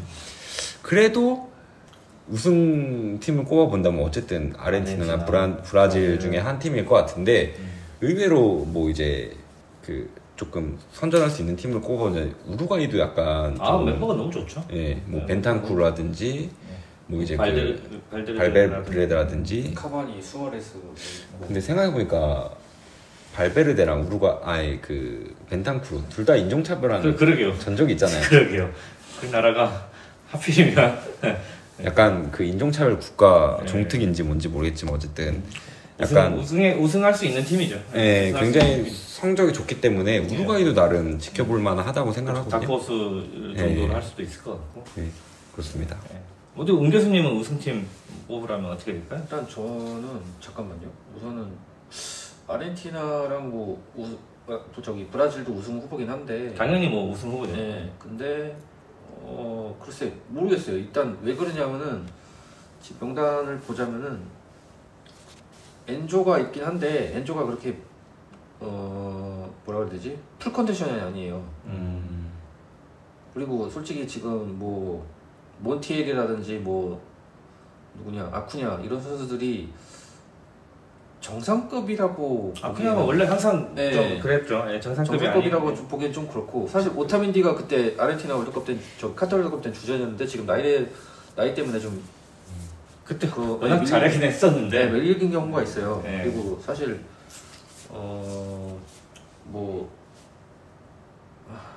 로셀소가 부상을 입었던 시즌이 좀 길었잖아요. 네. 뭐 월드컵은 당연히 못 나갔고 솔직히 디마리아가 아까 제가 경기 봤지만 왠지 예전만큼 못하거든요. 근데 디마리아가 주전으로 나왔을 때보다 교체로 나왔을 때 항상 더 잘하는 것 같아요. 일단 서브로 같아요. 나오는 게 좀 더 잘하는 것 같아요. 브라질 같은 경우는 일단 지금 네이마르 일단 빠졌고 부상인가요? 네. 그래서 브라질도 그렇게 쉽지 않을 것 같긴 한데 근데 일단 몰라요. 일단은 비니시우스가 있고긴 하고 자원이 워낙에 좋은 선수들이 많기 때문에 그렇죠. 네, 네이마르 하나 없다고 뭐 브라질이 어디 가는 것도 아니고 명단이 안 보이네. 일단은 뭐 그래도 저는 솔직히 약간 콜롬비아한테 조금 점수를 주고 싶긴 한데 하메스 아직도 있나요? 하메스가 이번이 마지막 대회일 거예요. 또 라스트 댄스구나. 그리고 뭐 지금 콜롬비아가 제가 알기로는 거의 무패 행진으로 알고 있거든요. A매치? 지금 2년째 무패 행진인데 그래요? A매치가 그럼 이제 질 때 된 거 아니에요? 그게 그렇게 되나요? 그러니까 그럴 수도 있긴 한데 이게 스타 플레이어는 그렇게 눈에 띄는 선수가 별로 없어요. 콜롬비아 항상 그랬던 것 같아요. 네, 지금 있는 선수 중에서 그렇게 뭐 여기서 루이스 디아스나 뭐 하메스나 뭐 다버스 산체스나 뭐 레르마 뭐 오스피나 뭐 이런 선수들이 좋은데요? 근데 그러니까 예림이나 말씀하시고 보니까 좋은데요? 그러니까 이렇게 특 A급이라고 해야 되나? 그러니까 선수들이 발롱도르급이 없다. 그런 무슨 말인지 알겠습니다. 근데 은근히 좀 쏠쏠한 자원이 있기 때문에 그리고 저는 우루과이도 아까 얘기하셨지만은 뭐 워낙 멤버가 좋으니까 뭐 히메네스 있고 그다음에 벤탄쿠르 있고 발베르데 있고 그다음에 뭐 여기도 좀 괜찮은 선수가 있어요. 일단은 누네스가 여기 지금 만들어간 것 같은데 누네스가 꼭 들어가야 되나요? 네, 일단은 안 들어가도 될 것 같은데. 일단 우가르테 있고 뭐 데라쿠즈 있고 수아레스 있으니까 여기도 그렇게 있네 있어요? 네. 네. 있구나. 안 들어갈 일단은 것 같긴 한데. 네. 비엘사 감독 오고 나서 네. 좀 분위기 타는 중이거든요 지금. 비엘사 감독이라면 제가 아는 비엘사 감독. 네 맞아요. 네. 그러니까 그렇군요. 아마 그리고 미국도 요즘에 좀 분위기가 있기 때문에 그래요? 캡틴 아메리카 플리식 기준 해가지고 좀 분위기 괜찮겠다고 얘기 들어서 재밌는 대회가 될 것 같네요. 일단 굉장히. 확실한 건 말씀드리지만 아까 말씀드린 멕시코는 우승 가능성 거의 없어요. 아 그래요? 네. 얘도 또 멕시코를 응원을 해봐야겠네. 이러면 또 언더독으로서. 그래요. 그렇습니다. 네. 그러면 자 마지막 주제입니다. 이제 음바페 레알 마드리드 오피셜. 자 길고 길었습니다. 이거 도대체 몇 년째 거의 한 3, 4년 되지 않나요? 그렇죠. 이적사가가 거의 3, 4년 되는 것 같은데 파리를 감옥이라고 표현했었습니다. 음바페가 이제 과연 이제 레알 마드리드 가서 잘 할까? 뭐 못할까? 그건 모르죠. 뭐 근데 일단 워낙 뭐 월드컵에서 보여준 퍼포먼스도 있고 그쵸. 국제대회에서 이미 검증된 선수기도 하고 적응 문제는 사실 없을 것 같아요. 저는 적응 문제는 없을 것 같은데 어떻게 생각하세요? 다 적응 문제는 다른 분들은? 적응을 잘 할 수 있긴 한데 어쨌든 근데 경기 시즌이 진행돼 봐야 알 것 같아요. 사실 왜냐면 그 음바페가 레알 선수로서의 가지는 기대감과 그 아자르가 이적했을 때 아자르가 선수로서 가지는 기대감과 비슷하다고 생각을 하거든요. 그렇기 때문에 결국에는 까놓고 봐야 된다라고 생각을 하긴 하는데 하긴 아자르가 그렇게 못할 줄 누가 알았겠어요? 그러니까요. 그렇게 꺽자가 될지 누가 알았겠습니까? 그래서 그래도 기본적인 음바페 그 퀄리티가 있기 때문에 일단 굉장히 빠른 선수잖아요. 그렇죠. 네, 그렇기 때문에 빠른 선수는 아무리 못해도 1인분을 하니까. 네. 그게 특히 음바페라면은 또 그런 것도 있고. 그래서 잘할 것 같아요. 일단 뭐 등번호는 9번으로 확정이 됐고 기존에 9번이 없었는데 벤제마. 벤제마가 나갔으니까. 공번이었구나. 네. 근데 그 번호에 유력했던 게 이제 홀레술로가 될 수도 있었는데 이제 음바페가 들어왔으니까 그거는 밀려났고 입단식은 일단 7월 16일입니다. 네? 입단식은 7월 16일. 7월 16일. 예, 유로가 아마 끝나는 시점에서 할 것 같은데. 것 같은데. 나는 뭐 일단 오피셜 영상에서 레알 마드리드 사진은 하나도 없었어요. 왜냐면 초상권이 있었기 때문에 그냥 그렇죠. 파리 그 당시에 활약했던 영상으로만 들어갔고 아마 공식적인 오피셜은 또 따로 올라가지 않을까 저는 생각하고 있는데 일단은 저는 그렇게 생각하는 게 호날두만큼의 위상이라고 그래요. 이거 바로 다음 주제인데 네. 이 위상이 물론 이제 세월이 다르고 그렇기 때문에 호날두가 레알 마드리드 이적했을 때의 호날두의 위상과 지금 이제 음바페가 레알 마드리드로 이적하는 지금의 음바페의 위상 그러니까 이게 더 높은가? 보면은 그 구시대 어떻게 보면 우리 시대 지금 시점에서 구시대의 갈라티코의 주인공 호날두, 이기죠. 예. 신시대의 갈라티코 주인공 음바페거든요. 둘 중에 누가 더 이적 당시 기준으로 위상이 높을까라고 해보면 생각할 만한 주제이긴 하거든요. 그렇죠. 재밌는 주제예요. 뭐 이것도 락사에서 하면은 비교글이기 때문에 그렇죠. 못하는 거니까 굉장히 재밌는 주제인데 제 생각부터 말씀드리면은 저는 뭐 추억 고정이 있는지 모르겠지만 제가 한참 축구 볼 때여서 그런지 호날두가 레알 마드리드 이적할 때의 위상이 더 높지 않나 저는 그렇게 생각합니다. 왜냐면 이제 이적료라든가 그 당시에 최대 이적료였고 발롱도르도 아마 타고 갔던 걸로 기억해요. 챔스 우승 하고 나서 갔으니까. 챔스 우승도 했고 그렇게 갔으니까 개인적 커리어도 밀리지 않고 물론 이제 월드컵이라는 존재가 이제 음바페가 앞서는 건데 그것도 월드컵에서 하드캐리를 했었으니까 사실 2연패 할 뻔했으니까 그렇죠. 월드컵에서 하필이면 메시의 아르헨티나를 만나서 그것도 그 경기 혼자 음바페가 다 했어요. 근데 사실 저는 그때 생각하는 게 음바페가 진짜 최종 보스 느낌이었어요. 그러니까 메시 팬들에서는 빌런이었어요. 약간 마왕 느낌. 맞아요. 진짜 너무 잘해가지고 골 넣고 웃는데 와 진짜 너무 얄밉더라고. 메시의 우승을 되게 뺏어가는 그런 최종 빌런 그런 느낌이었는데. 내가 아르헨티나 국적도 아닌데 왜 메시 그거에 빙의가 돼 있는지. 그러니까요. 어쨌든 그래서 저는 호날두가 조금 더 위상으로 치면은 위지 않나? 저는 그렇게 생각을 합니다. 근데 사실 그렇게 생각도 들어요. 어쨌든 그 모든 축구대의 끝판왕이 월드컵이잖아요. 그렇죠. 네. 그 월드컵 우승을 했던 선수고 월드컵 2위긴 하지만 어쨌든 결승전에서 그렇게까지 활약을 했던 선수고 사실 발롱이랑 챔스 빼면 모든 걸 다 이룬 선수거든요. 맞아요. 월드컵을 잃었다는 거는 네. 그 메시가 월드컵 하나 때문에 그렇게 그러니까요. 은퇴를 못한 것도 있는데.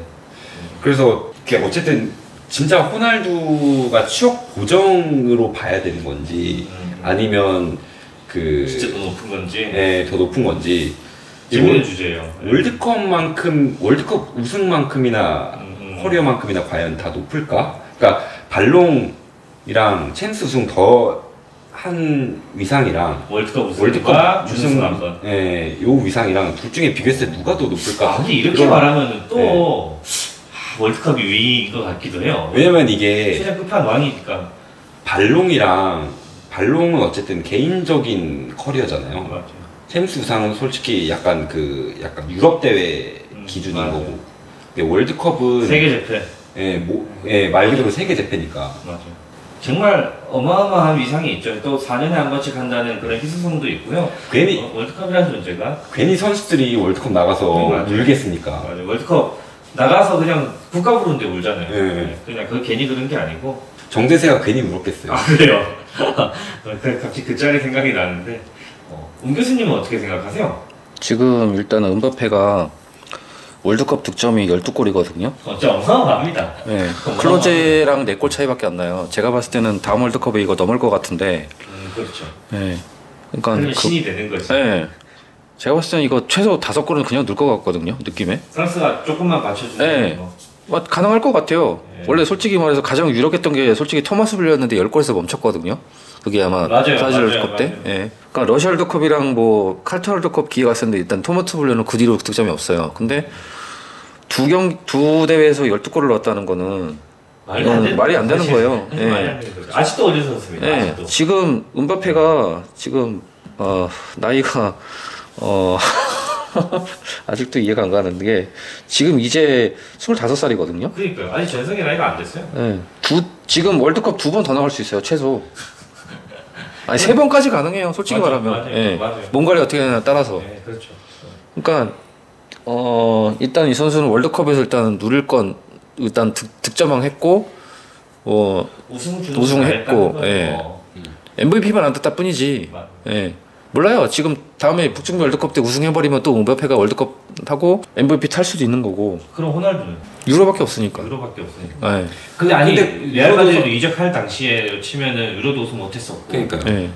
그리고 그냥 챔스 우승만 했던 거니까. 발롱도르는 거기에 네. 깨지 못한다. 예. 근데 아니 제가 볼 때는 그거예요. 그냥 임팩트만 봤을 때는 지금 솔직히 그냥 단순 임팩트로 보면은 커리어를 그냥 배제하고 그냥 발롱도르 이런 거 다 무시하고 발롱도르는 살짝 이게 어떻게 보면 높아 보일 수가 있는데 저는 월드컵이라는 임팩트가 너무 크기 때문에 호날두가 약간 스타성도 같이 겸비. 전 그리고 솔직히 말하면 개인적으로 쿨단도 그 상암 월드컵 노쇼 그것 때문에 점수 깎고 싶어요.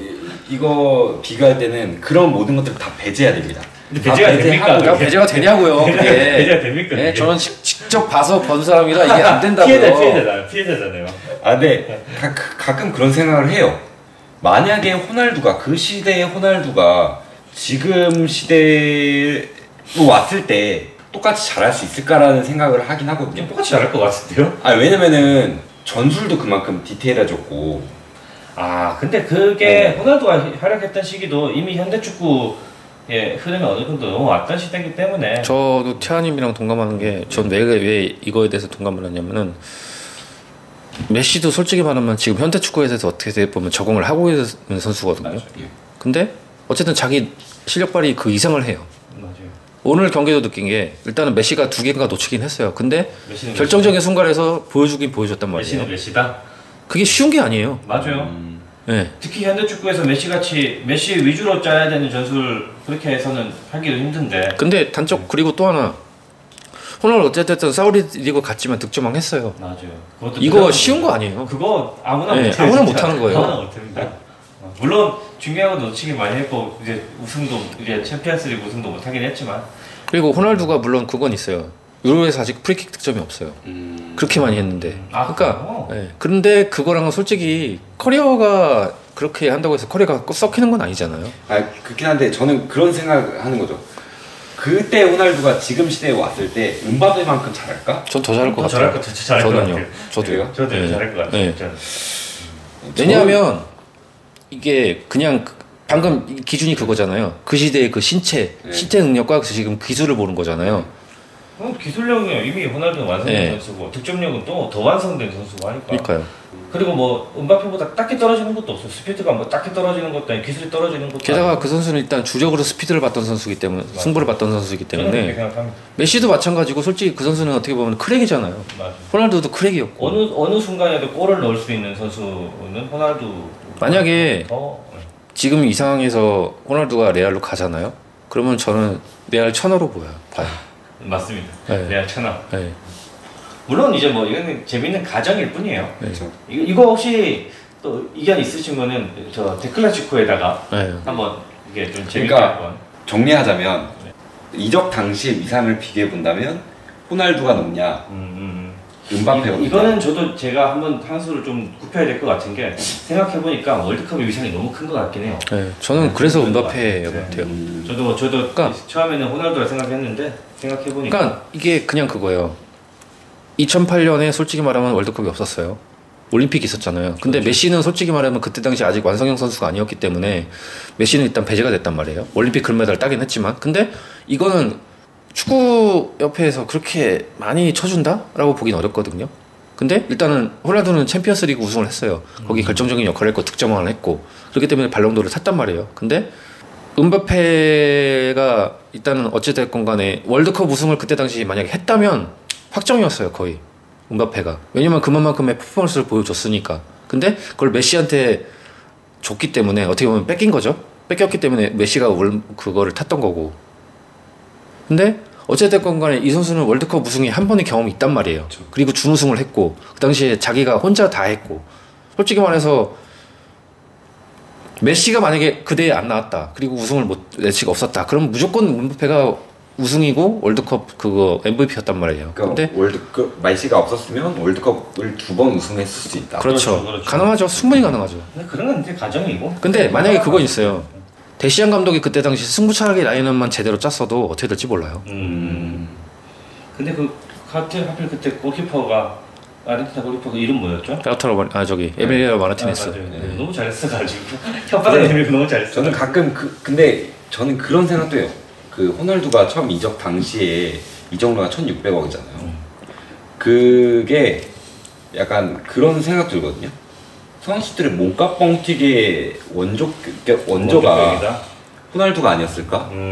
그 지금 막 뭐 선수들 몸값 너무 우습잖아요. 뭐 3천억 우습고 뭐 1조 되는 선수들 천억은 아무것도 아니에요, 진짜 네. 요즘은. 뭐. 그 시대를 연 게 호날두가 아닐까라는 생각을 하긴 해요.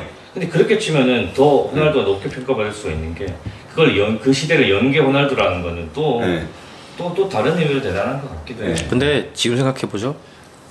레알 호날두 되게 싸게 데려온 거예요. 진짜. 되게 싸게 데려온 거예요. 어쨌든 거의 고트에 가까운 네. 선수를 챔스만 4번 우승시켰어요. 챔스만. 그것도 그러니까 이게 그거예요. 그 게임으로 치면 게임 스포츠로 치면 약간 호날두는 임요한, 홍진호 약간 이런 거고 그 음바페는 약간 페이커. 약간 그런 느낌이. 네, 그런 느낌인 거죠. 근데 이게 보면은 호날두가 그러니까 갈라티코 2기 쪽 카카 호날두를 비롯한 그게 시작되기 전에 그 1기와 그 1기들이 다 은퇴하고 나서 2기가 시작되기 전에는 레알 마드리드는요 그냥 16강 딸이 챔피언스리그 가면 리옹한테 잡히고 그러니까 리버풀한테 4대0으로 지고 이런 팀이었어요. 물론 개인적인 위상은 음바페가 더 높을 수 있겠지만 만약에 임요한과 홍진호가 없었으면 페이커가 탄생될 수 있었을까라 그렇게 생각을 해보면 그렇죠. 네. 그렇죠. 과연 음바페로 압도적으로 생각할 수가 있냐? 또 그것도 그렇죠. 네. 근데 재밌는 이건 어쨌든 간에 축구니까 축구로만 가정을 하면은 네. 저는 그래도 음바페. 근데 월드컵이라는 존재 너무 근데 크다, 이거예요. 인간적으로. 그냥 기준을 그냥 이 커리어 정점을 놓고 보자면은 살짝 위에 있는 거. 그냥 맞아. 근데 내가 커리어 이렇게 큰 차이가 높다고 볼 있다고 수는 없는데 볼 수는 그냥 단순하게 그냥 한 칸으로 보자면은 발롱도르 2칸, 그러니까 한 칸 그리고 저기 점 챔피언스리그 한 칸 점 몇 점 이건데 차이인 거죠. 음바페는 일단은 월드컵 2칸 먹고 준우승 한 칸 더 먹고 2.5라는 얘기죠. 네, 그건 있어요. 그 어쨌든 그 레알 마드리드가 모든 선수들의 꿈이고 거의 커리어의 정점을 네, 찍는다라는 느낌이 있잖아요. 근데 그걸 어쨌든 만든 게 호날두라고 생각을 하거든요. 호날두가 있었고 물론 이제 지단이랑 같이 함께 만들었던 거긴 하지만 네. 그것도 있었지만 그래서 이게 참 어려워요. 이게 결과적으로 아까도 비교를 했지만 임요한 홍진호가 위냐 페이커가 위냐라고 하는 것과 비슷한 것 같거든요. 홍진호는 2등이니까. 아 근데 2등도 어려운 거예요. 2등도 대단한 거예요. 맨날 홍진호 하는 말 있잖아. 야, 이 정도 잘한 거야.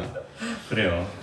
어쨌든 요 주제도 이거는 데클라시코에서 한번 제가 한번 붙여볼게요. 네. 다른 사람들은 어떤가 한번 제가 붙여볼 테니까. 네, 이거 재밌는 주제가 될 것 혹시나 같아요. 높아지면 말씀드리지만 이건 재미를 위한 주제이기 때문에 너무 그렇게 심각하게 몰입해서 싸우거나 그럴 필요까지는 없습니다. 그러니까 데클라시코에 한다는 거죠 이제. 네. 근데 데클라시코에서도 싸울 수가 있기 때문에. 그렇죠. 그럼 또 저희가 또 개입을 해야 되기 때문에.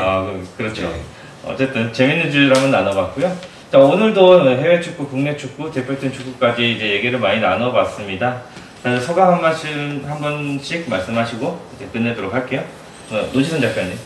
일단은 오늘도 좀 재밌게 들어주시고 아까도 말씀드렸지만 조태구알 부탁드립니다. 네, 감사합니다. 축구는 어떻게 보면 지금이 가장 황금기인 것 같아요. 이번 올해는 코파랑 뭐 유로 하고 있고 K리그 아직도 하고 있고. 그러니까는 저 지금 백수인데 볼 거 다 보고 있거든요. 근데 되게 좀